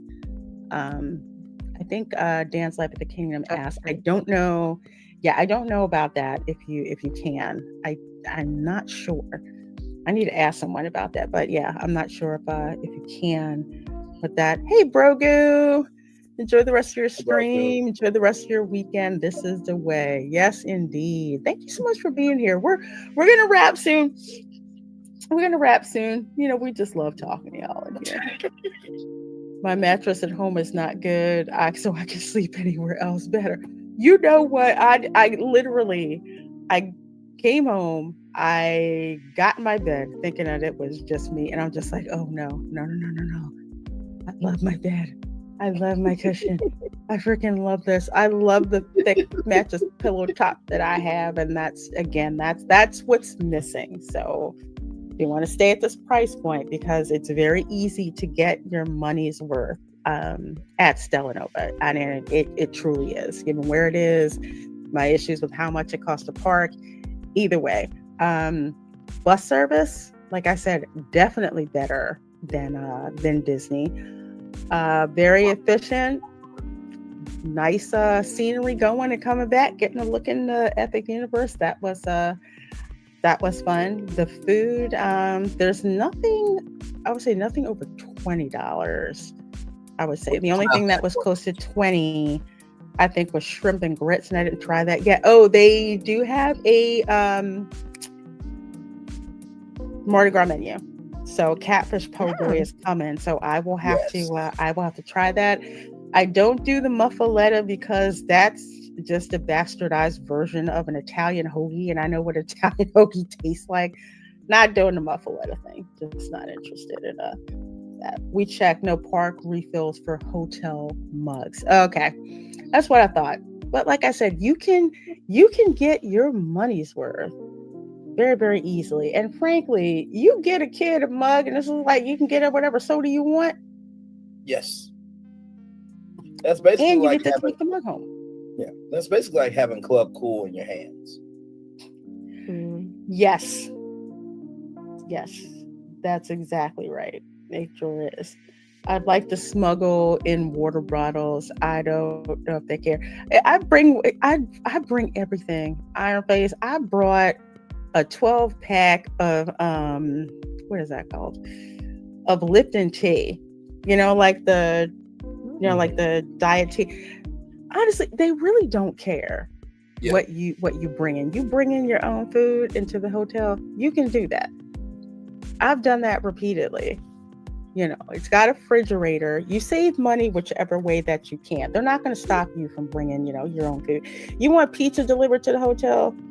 They just bring it to the front, and you just come down and you pick, and you pick it up. So that's what you do. When I stayed at Cabana Bay, I had like a kitchenette and stuff like that. As soon as I checked in, the second thing I did was drive down to Trader Joe's and get a whole bunch of, reasonably priced heat and eat meals, stuff like that. It was great, So yeah, Caprice.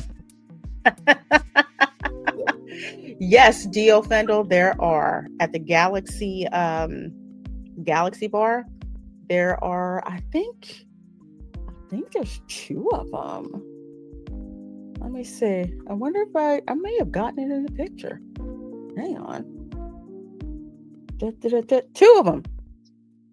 Man, now I want a Coke, and I'm not supposed to have any. There's 2 of them. Yep, they got 2 of them. 2 of them right there. It is that amazing that you can actually spot that in the photo, like just the one pineapple Sprite. I've been looking at them for that's like my whole entire view. I'm like, what did it? Yeah, okay, yeah. They got that there. The important stuff. So they have that. I did that, and yeah. So they had folks the first day dressed up. No, these are team members. So they had like a group of team members who were like astronauts, and they were walking around. They had music playing. So they got together for like photo ops, interacted with everyone. It was a really fun atmosphere. So when I talk about organized chaos, like you can have things that are happening, but if you kind of have them over in isolation, and for the most part, people are having, an issue-free stay and experience, that's pretty much what this was, because like Disney, they just could have said, hey, we're open, just, show up and do whatever. No, here they had entertainment going on, people like walking, like these team members walking in lines, taking pictures, interacting with you. The one guy had the Bluetooth speaker, backpack on. He's got like the silver, Apollo era astronaut outfit on, walking around talking to people. You've got managers of the hotel coming through and talking to people, finding out if they have questions. Well, first of all, thanking people for being there. That's something that I do not get when I go to Disney. Everyone from the people working at where the food is, to the housekeeping folks, to the managers, they kept constantly thanking people for being there, thanking them for their patience. And that's pretty much what they did. So as far as launches go, this was pretty darn good. And I would say, with the variable of the critical mass of vloggers that showed up, this really went well.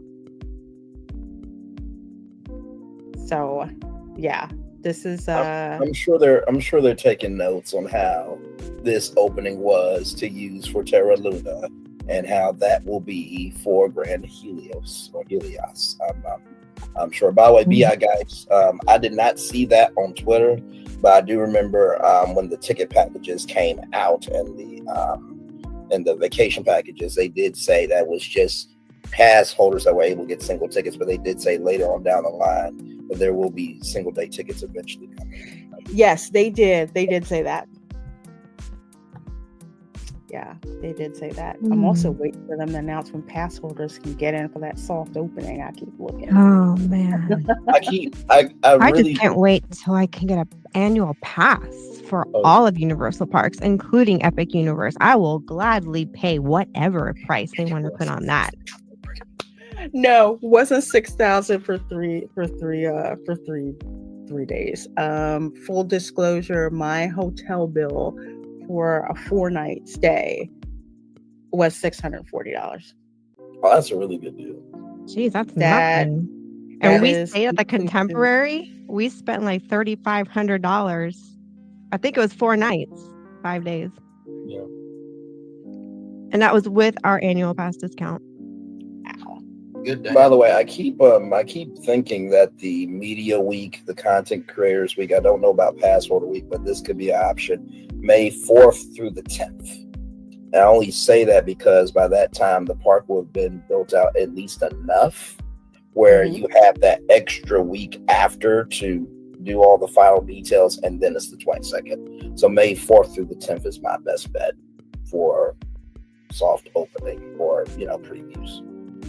Yeah, you could be right. I am wondering, do you think they'll do media events for the local YouTubers there? They will be stupid not to. They'll do. I mean, yeah, to me, common sense is, yeah, why not? But I mean, it's such a big park too, and I don't know if they would. I could see for the hotels. I just don't know. Do you think they'll do anything like that to release? Like an official meetup, or like a media event for Epic Universe, just for the local, for YouTubers, because you know how they do stuff like that, and they invite the YouTubers out because they did it for this resort. I think they do it. I think I'm pretty sure they will for those who are on the media list. Yeah, because they had an quote unquote opening for this hotel for folks who were on the media list, and by opening, it basically meant they got to see, what a theme park room looked like, what a pool room looked like, and they just basically congregated around the bar and saw like all the other stuff. They're gonna piggyback off of Star Wars Day, surely.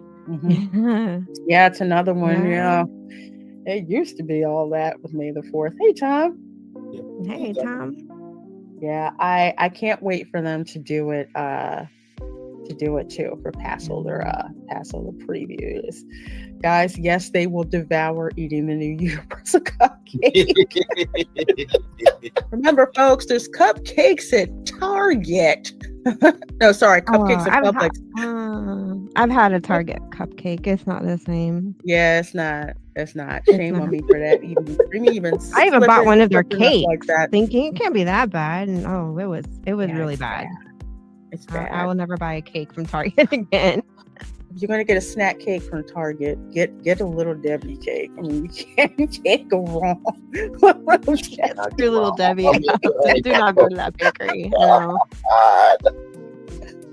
Well, like I said, folks, I do not regret my stay at all. The price point, you're getting something between a Disney value and a Disney moderate. Easy to get your value or your money's worth from staying here, especially with the location, especially with the amenities. Oh, I forgot to mention. Can't believe I forgot this. Although I did get video. There's a rec room that is here at the resort, and they use that room. It's really nice. It's got like games in it.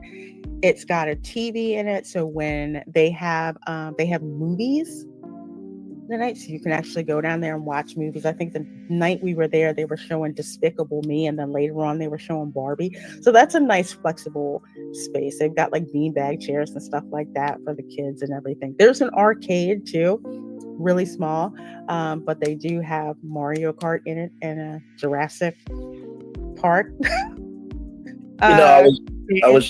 I was just thinking that Disney finally installed Disney Plus in all the hotel rooms. I can imagine a lot of theme park media activations there. So like if there's a new How to Train Your Dragon movie, I'm sure the rec room could be used and stuff like that. And you can stream movies as well.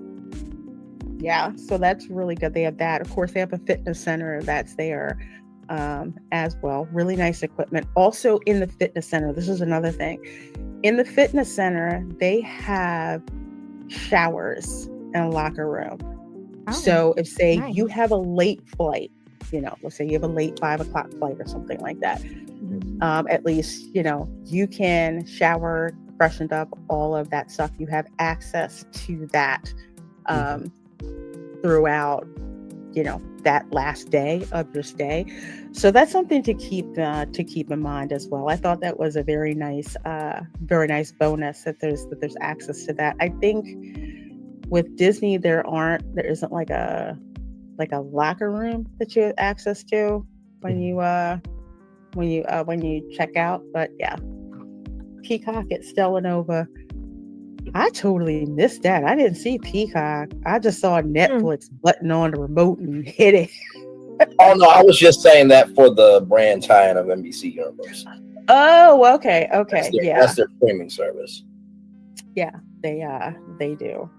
Speaking of Peacock, if you are a Mediano Mafia member or higher, channel member on my channel, tomorrow at 2:00 we're going to be watching A Wild Robot, since that finally dropped on Peacock. So we're going to watch that all together. Any last thoughts about Stella Nova Resort? Any last thoughts or questions? No, I really, you know what? I remember when they said they're putting the theme back in theme park. I think they're putting creativity back into hotels, because it seems like a hotel that it's very inviting. There's a little something for everybody. And it doesn't feel, like I said before, I've seen the Contemporary Hotel and I know how iconic it is, but also too, I don't know why we live in this society where if you don't get this or you don't get that, that defines you, who you are, how it defines how you experience things. And I like the fact that with this hotel is that regardless of how you feel about your budget and you will be respected. So it's like, okay, well, I got to stay at the Grand Helios. It's like, okay, well, I got to stay at the Stella Nova and I'm still right there. So it's very inclusive consumer. Yeah, this is opening day. I just wanted to show you. Like, this is the front deck. Why does that look like that should be a meme of like, I'm trying to figure out my life. Why is my life not moving the way I want it to be? It's just like, why are all these freaking vloggers down here? But no. These two ladies up front, these two team members, they were absolutely awesome. They were awesome. They had I forget, one of the other like managers of the hotel kind of walking back there in case there were any issues that cropped up so they could help them right away. They were so helpful. I loved their outfits that they had on. It was very, I don't know, it kind of reminded me of The Fifth Element a little bit, even though those were Jean-Paul Gaultier outfits that, like, I guess we call them the space stewardesses or whatever. Everything but the pill hat. But, you know, just the uniforms are just very nice. I happened to notice that as well. But yes, that was how freaking crazy it totally was on opening day. But the team member didn't call you a friend. Yeah, I can't stand that. Hey, friend, no. Do they call you actually? At Disney, they will do that. They will say, "Hello, yeah," friend. but at Universal, like, what do they typically address you as? I don't know. Usually it was by my last name when I checked in. I wish. My queen. Just your salutation and last name. Excellency. Oh wow! So that's really personable though. If they use your name, that's kind of cool. The holy rings of Beta Z. That. That was a Star Trek. Hey, Ron. I missed that Star Trek. Some folks are like that on cruise ships. They pay extra for getting on board early, or they tour their loyalty level. It doesn't make them better. It often makes them snobs. I gotta get that. On people. Yeah, I could see that. They kind of like stay over there, just stay around the bar and don't move. Me, I'm like, what's going on at the hotel? Oh, which reminds me. Okay, so Stella Nova has this revolving door, which kind of looks like an airlock, so to speak. It's a revolving door. It moves quite fast. So, don't worry, there's an emergency stop. And it will stop if it senses there's someone. Yeah, so it moves pretty fast. Just like you have to watch for where the stars line up, and then boom, you can go exit. And there's even a little sticker that reminds you to get your kids. However, what I noticed is there was something that people did not hit, and that was a push to slow button. Wow. Apparently, I'm the only person who did that.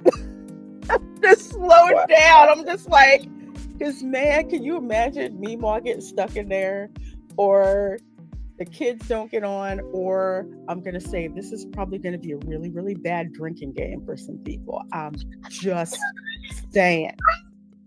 Okay. Yes, I'm an engineer. I will think that. By the way, thank you, Dan's Life at the Kingdom. I did not see that comment while I was live, but thank you, good sir. Thank you. Every single thing. Come on, you can make it. You can make it. You can make it. Nope, I guess he didn't. Oh man. It's so freaking funny. Oh my Lord. I'm just like, hey, two people, welcome in. Glad to have you here. That's a joke. But we're just about to wrap up here. I was on Resort ReCon Live with Reina Creole.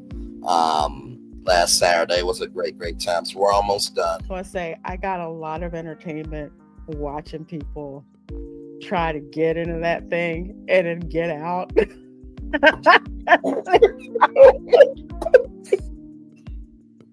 just watch it. Go back and like watch when I did the stream. I'm like, okay, wait. Okay, now we can get out. Yep. But yes, there is a button which you can hit to slow it down. And when I did, people were like, what happened to it? Yeah, you hit the button, so slow down. Oh yes. Specs, yes. Especially you get a nerdy kid like me. Okay, what happens if we do this? What happens if I put a stuffed animal in here? That would be my older sister, her youngest daughter, my niece who loves Toothless. She's like that. She is, oh my gosh. Toothless she is a force to contend with. So cute. You do not give her a dare. Correct, DL, correct. I can imagine if you like with a friend group and someone acts up too damn much. It's like, all right, so what you're gonna do is you're gonna drink this margarita and you're gonna stay in this, turnstile, this revolving door for 2 minutes for punishment. Do I? Yes, you have to. You did too much at the park. 2 minutes in the revolving door. And people are just walking by. Is your friend okay? No, they did too much, so this is their punishment. For real, if you want some people watching entertainment, just watch the revolving door. Just saying. Revolving doors are fun. I'm not saying, but I'm just saying. Well, folks, we're gonna wrap up this stream. I love doing this. I love talking with my theme park buddies. I like talking with you guys out there, giving you guys, keeping it real with the advice and answering your questions and all of that stuff when it comes to theme parks. You missed the grand reopening celebration of our McDonald's today. I did. What McDonald's? Okay. McDonald's Ron and I live near each other, so I know exactly which McDonald's he was talking about. Yeah, they finally stopped the construction on it. Okay. Oh. Useless celestial vortex. Oh, hashtag going through black holes, DL. All right then, my friend. Thank you so much. Yeah, that is. I mean, when you enter in, it's like with the way that the lighting is, it's to make it seem like you're coming out of a black hole. And when you get out of the elevators to go into the lobby, it is kind of like you're blasting off to go to your next dollar Happy Meal. What? Oh. Okay, I didn't need to. I forgot to mention, the airlock joke, because how portals open and close. You can use that to your imagination.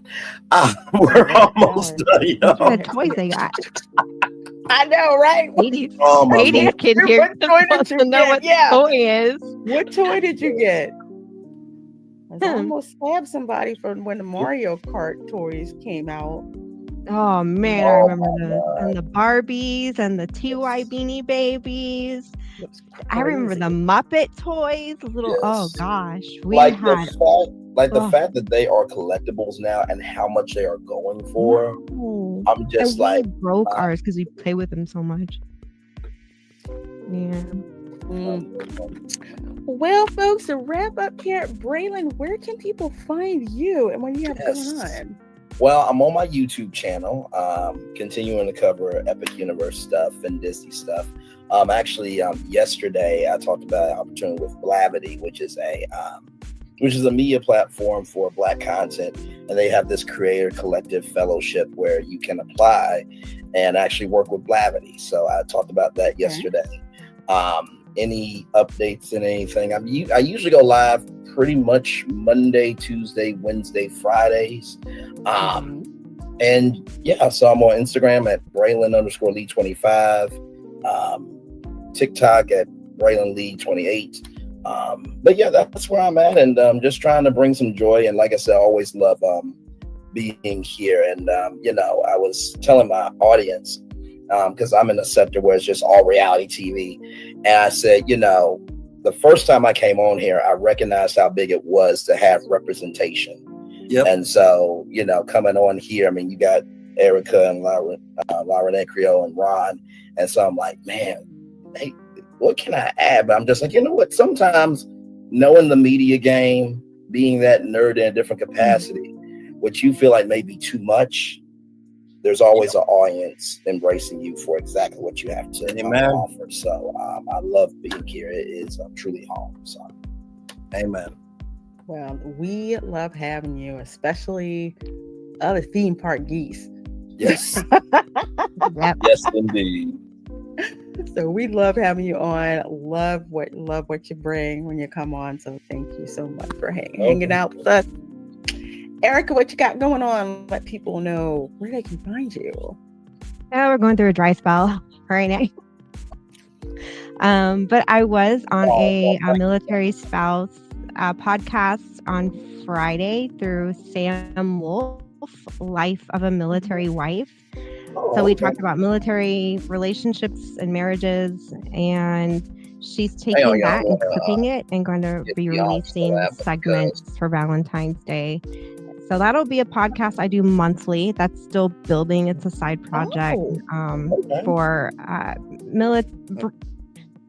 the long-term vision. She wants to create a good like panel and resource discussion board for incoming military families that are new to the military, and then us older, well-seasoned ones can kind of mentor them. So it's very new, but it's a fun project, and I'm passionate about military spouses and especially military brats. I ministered to teenagers for 7 years, so it'll be fun to kind of get back into giving back to a military community, but through like the social media space.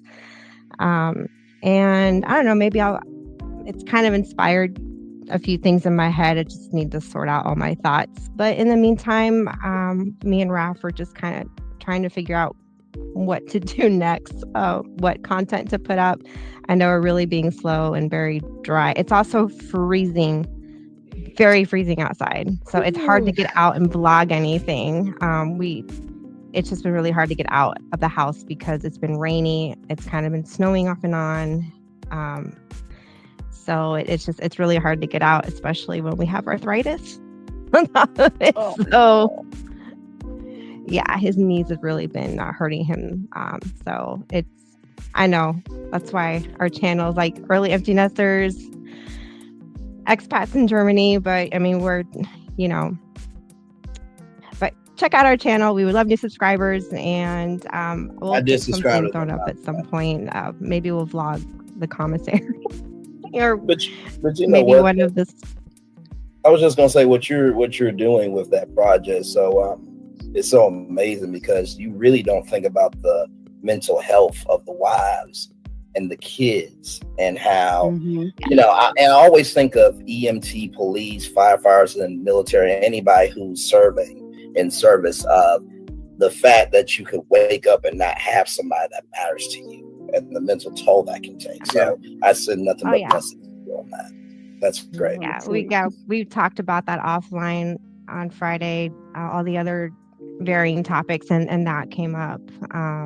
And so I'm a huge supporter of her, and I wish her nothing but success. I feel very blessed to be, helping her on this journey. And sometimes that stuff spills over, and maybe I'll do something like that. I don't know. I love military teens and young adults. That's kind of where my heart's at. So maybe I'll do something with my son's friends since they're still out here. Maybe I'll wheel them in and we'll do a live stream once.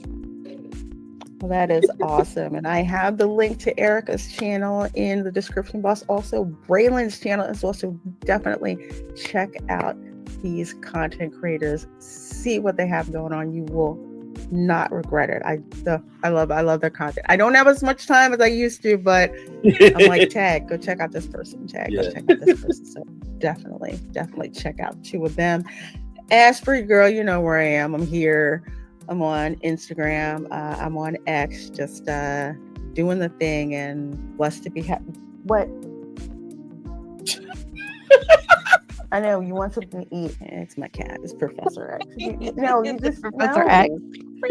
Yeah, he's just like, he knows when I sign off too. He can be asleep somewhere, and as soon as I sign off, boom, here he comes. But yeah, the whole genre of pets and live streaming is hilarious. Oh my God. I wonder how Sophie would have been if she were still here. It's a curious thought. Some of them, they either don't like it when you live stream, so they will video bomb you every chance they get. Some of them, they have to have, like Professor X has a nice little comfy spot down here, but it's what? I know. Finish up. I'm sorry. They just have little things that, that they do, like not flip over and they know when the camera's on. They just do. They know. Animals are very smart. It's the funniest thing very, to very watch smart. to see what it is pets will do. They know that when they're live streaming. Let's see. As for me, in about 45 minutes, I'm going to be over on Retro Nerd Girl's channel. She's having a watch party for Terminator. Yes, the first Arnold Terminator movie. We're going to do a watch party over there for her. And then, of course, back here at 8:00 p.m. because we are having a watch party for Monty Python and the Holy Grail. So we are going to be doing that. Released a video premiere earlier this morning. Retro Nerd Girl and I, we go through and we find the trailers for these movies. So yes, we found the 1975 trailer for Monty Python and the Holy Grail and just like reacted to it and broke it down. So definitely check that out. She is a very cool people. I stopped by to say hi and show some support, and she is just such a sweet soul. She's really She really is. She's a joy to hang out with. You know, we love movies, we love cinema, we love, you know, reacting to it. So I love being on her channel, her coming onto my channel, just like, you know, we just rising tide and lift all boats, you know, so to speak, through here. I epic in your general direction. Let's not go to France, the silly place. Oh, yes, Ion Face. Professor X is very good at that particular subversion. Yes, he will pretend that he has not had anything to eat. Camera Girl has already fed him, but no, gonna feed me again. Feed me again. My sister has a cat who's like that. Believe it. They know when they photobomb you. Cute. Like she's petite but full grown, and oh my gosh, and she'll just nuzzle your face and just oh my gosh, and she's so freaking cute. But we tell her, nope, you already ate. Get down and go away. Oh, that's not too far. That's not too far off. Like if you're a family going to Disney World and, you know, mom is the one that's got to be the disciplinarian and, you know, dad already bought you a churro. Hey, mom, can I have a churro? Why are you asking me? No, I just, you know, you're my mom and you love me and everything. And then why you got churro stuff on your face? What? Sophie would do that, our Yorkie. She would come to me and I would be the one, nope, I'm not getting anything out of me. And then she'd go behind my back. Plus, he is a little always gave her what he annoying. wanted. I'm like, stop feeding her that crap. She's gonna get sick and die. Something else. Good night, DL Fendo. Well, afternoon. I just tell you, it's one of those where it's just like, where am I supposed to be at this time today? But I love having the show. Love talking theme parks. Love talking with you guys in the audience. So if you're watching this on the replay, let me know if you're part of the replay crew. Drop in any questions that you have about Stella Nova Resort, my stay there, and I will let you know the answer. So, folks, take care. I need to go get some tea and hot pepper so I can breathe. I will see you all next time. Bye. So there it is, y'all. We had such a wonderful, wonderful time. Like I said, I truly do love doing Resort ReCon. And as you can see, her outro, she covers everything. You know, it's nice to be able to find other people who have your energy. So with that being said, let's do what we do with the Daily Motivator and then head on out here. This is the final test of a gentleman, his respect for those who can be of no possible value to him. Ooh, this is the final test of a gentleman, his respect for those who can be of no possible value to him. This is the final test of a gentleman, his respect for those he can be of no possible value to him. William Lyon Phillips. It is time for the Daily Motivator for Tuesday, January 28th, 2025. Goodness you can create. The way forward is to focus on what you can do. Dedicate yourself to the good things that matter the that matter most to you. Self-pity is not an effective strategy. Anger, resentment, envy, retribution, none provide any chance of creating value. Your best option is commitment to a meaningful and significant objective.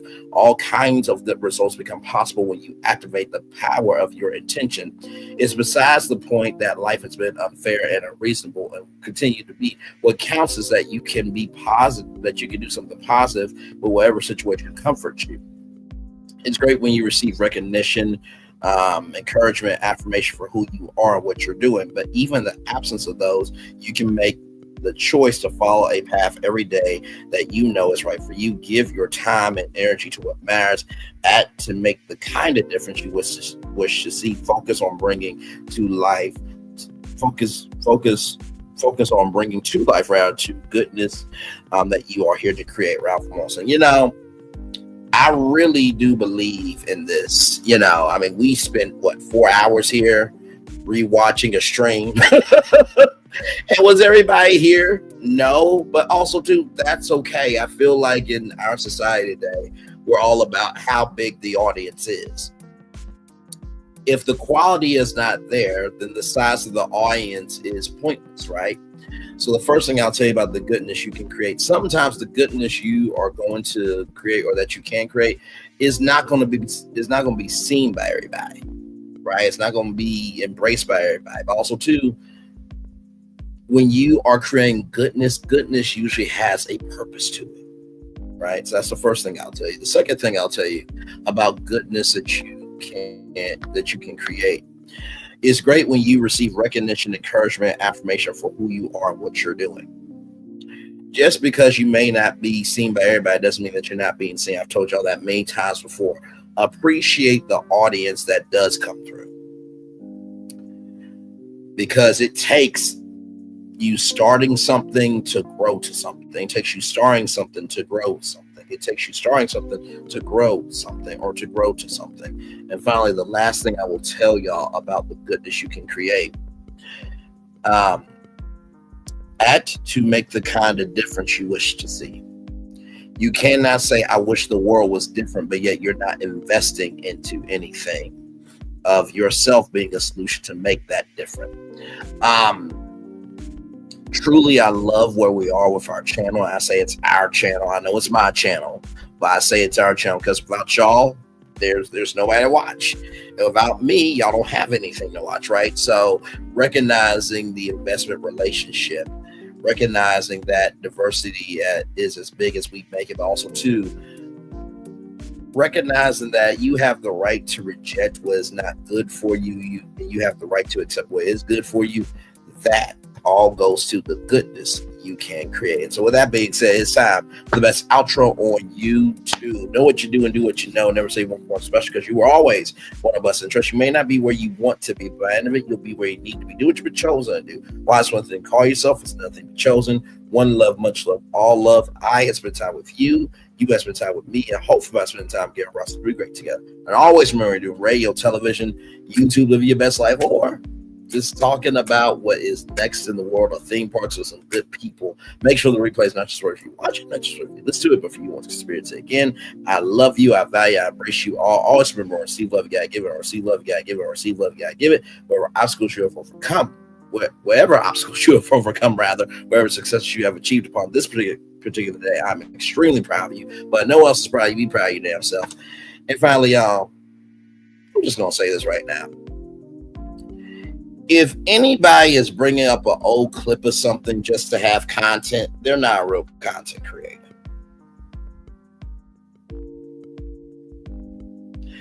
Like I said before, to talk about, and some people are just a one-trick pony that have nothing else to do in their real life. Okay, don't worry about this. Don't worry about the size of the snakes. Worry about the color of the snakes. That'll tell you how dangerous they are. Okay.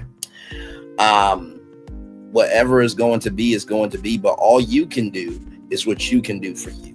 Life is too damn short to be in hell when you can be in a heaven. Understand? Commercial break and fireworks are coming your way for the day that was, for the day that's coming, for the blessings are on the way for you, me, all of us, as a society, as people, as culture. I feel the love. I'll send it right back to you. Good night, everybody. Love you all. Bye-bye.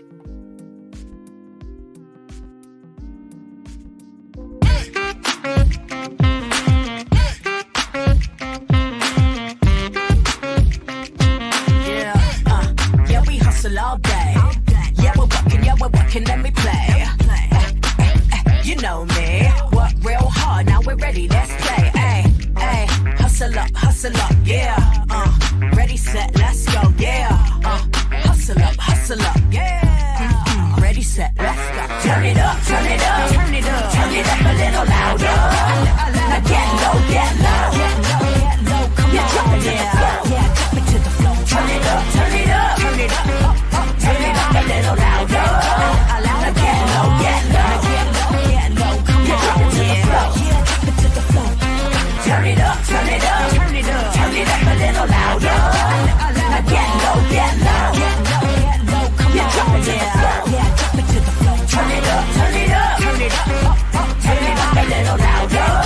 Now get low, get low, get low, get low. Come on, drop it to the floor, yeah, drop it to the floor. Turn it up, turn it up, turn it up, turn it up, turn it up a little louder.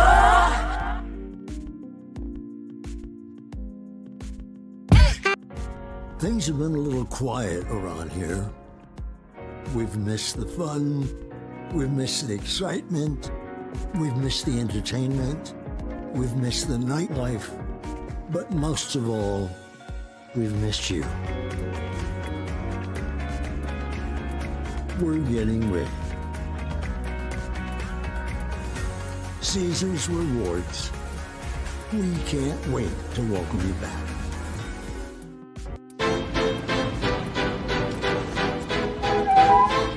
This is for all you multi-talented, multitasking, multi-everything people out there. Take it away. Find your glory, write your story, fearless feet will carry you. Time you own it, take your moment, be a fire burning through. Hustling from night until morning, grinding it out, it won't be long. Feel your power, it's your hour, you inspire, you are strong. Enjoy your Zoa. No applause? You're all fired.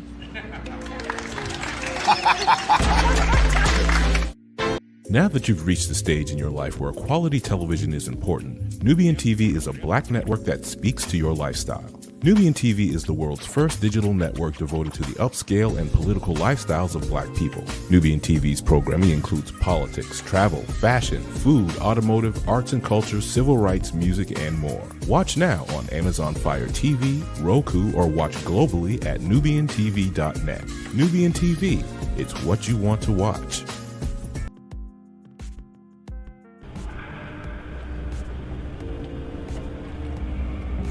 I got a question for you. What does this city know about luxury? Huh? What does a town that's been to hell and back know about the finer things in life? Well, I'll tell you, more than most. You see, it's the hottest fires that make the hardest steel. Add hard work and conviction, and the know-how that runs generations deep in every last one of us. That's who we are. That's our story. Now, it's probably not the one you've been reading in papers, the one being written by folks who've never even been here and don't know what we're capable of. Because when it comes to luxury, it's as much about where it's from as who it's for. Now, we're from America, but this isn't New York City, or the Windy City, or Sin City, and we're certainly no one's Emerald City.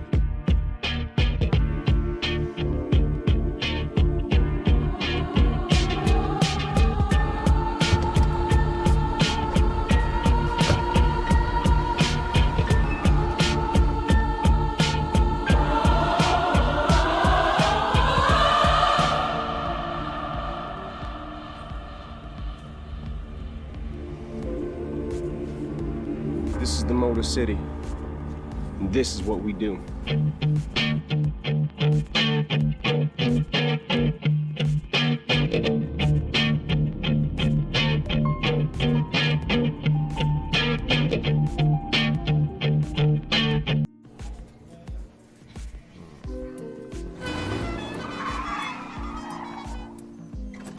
Come with me if you want to live a more delicious life. Oh, maybe we should get in the van.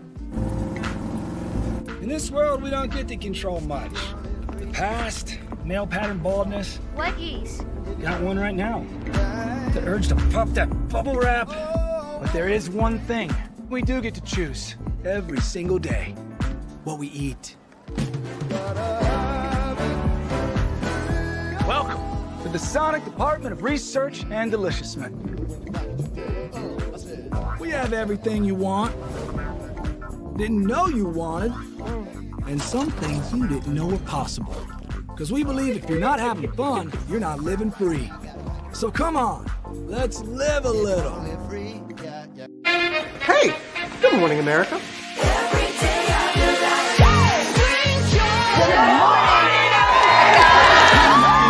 Good morning, America. Good morning, America. Good morning, America. Money! Are you ready? They are ready. Covering the biggest events in the country right now. There's a lot going on here. It's always a good time. That's what the show's about. That's good. Really good. Very good. Coming in hot, Jimmy, coming in hot. It's far from elementary. Good morning, America. I'm not going to try to strut like Michael or anything. I have known George a long, long time. Have you ever gotten him to dance? Look at that face. You don't just see it, you feel it. I'm in. I'm in. I'm in too. I'll be here. I am here and so happy. I'm in. I'm in too. I'm in. That tells you something when Snoop Dogg's in. Michael, George, Lara, Ginger. Open your eyes. Think of the one place you've always wanted to see.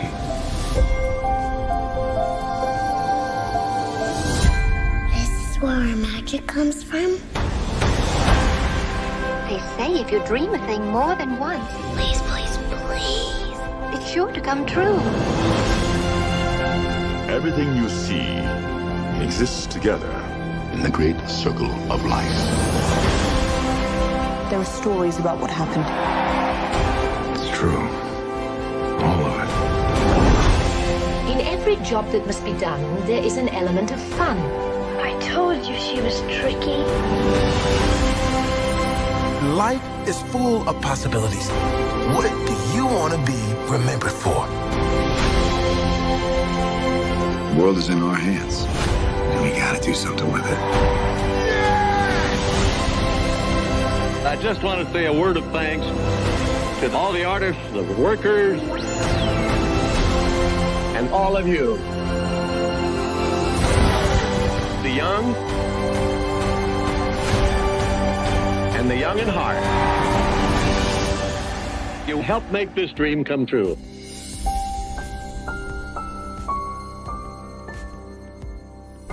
I thought I should tell you they've been talking about you. Yeah, they've been talking about you. They've been talking about the fact that they've done everything they could to stop you and everything they could to block you, but you still win. They've been talking about the fact that they have undermined your success and they have tried to sabotage your seasons, but you keep winning. They've been talking about the fact that even though they don't like each other, they get together to try to kill you, but you keep winning. They've been talking about the fact that you were voted least likely to succeed, but like cream, you keep rising to the top. They've been talking about how they tried to burn your world down, but like the phoenix, you rose from the ashes. They've been talking about you. And you know what they say? Oh, she's just lucky. He's just lucky. But no, you ain't lucky. You're anointed. You got something on you. You got favor on you. You got power on you. You were born to win. Now they can call it luck, but it's grace. They can call it luck, but it's favor. But whatever they call it, it doesn't matter, because you know what God calls you? Do you know what God calls you? A winner. I thought I should tell you they've been talking about you.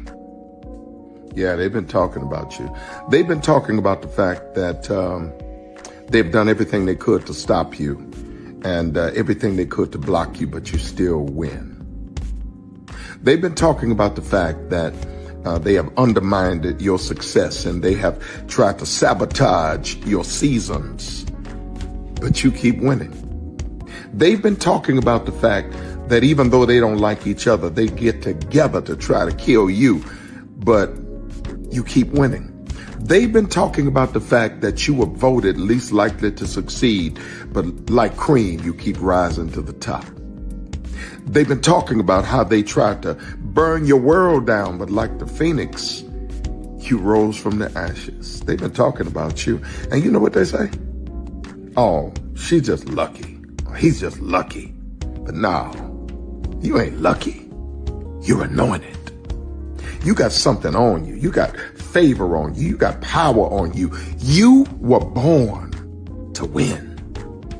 Now they can call it luck, but it's grace. They can call it luck, but it's favor. But whatever they call it, it doesn't matter, because you know what God calls you? Do you know what God calls you? A winner. I thought I should tell you they've been talking about you. Yeah, they've been talking about you. They've been talking about the fact that they've done everything they could to stop you and everything they could to block you, but you still win. They've been talking about the fact that they have undermined your success and they have tried to sabotage your seasons, but you keep winning. They've been talking about the fact that even though they don't like each other, they get together to try to kill you, but you keep winning. They've been talking about the fact that you were voted least likely to succeed, but like cream, you keep rising to the top. They've been talking about how they tried to burn your world down, but like the phoenix, you rose from the ashes. They've been talking about you. And you know what they say? Oh, she's just lucky. He's just lucky. But no, you ain't lucky. You're anointed. You got something on you. You got favor on you. You got power on you. You were born to win. Now they can call it luck, but it's grace.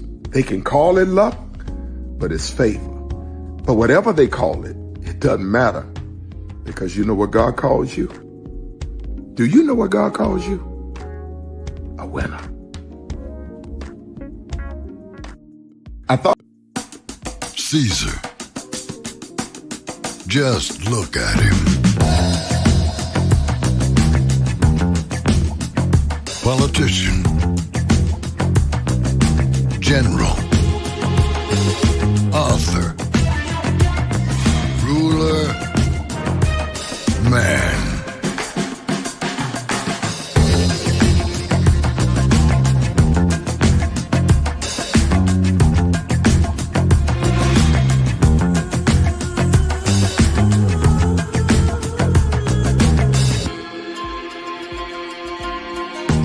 Legend has it, he's not only stared into the belly of the beast, he's had it for dinner. Here he's free to relax, or party, or relax, or party, or relax, and party. His is a world of opulence, excess, and the occasional impulse buy. Not one to rest on his laurels, he's famous for ushering in a new age of entertainment. So, for anyone seeking a place where the sun never sets on a good time, all this awaits. I am Caesar, and I approve this palace.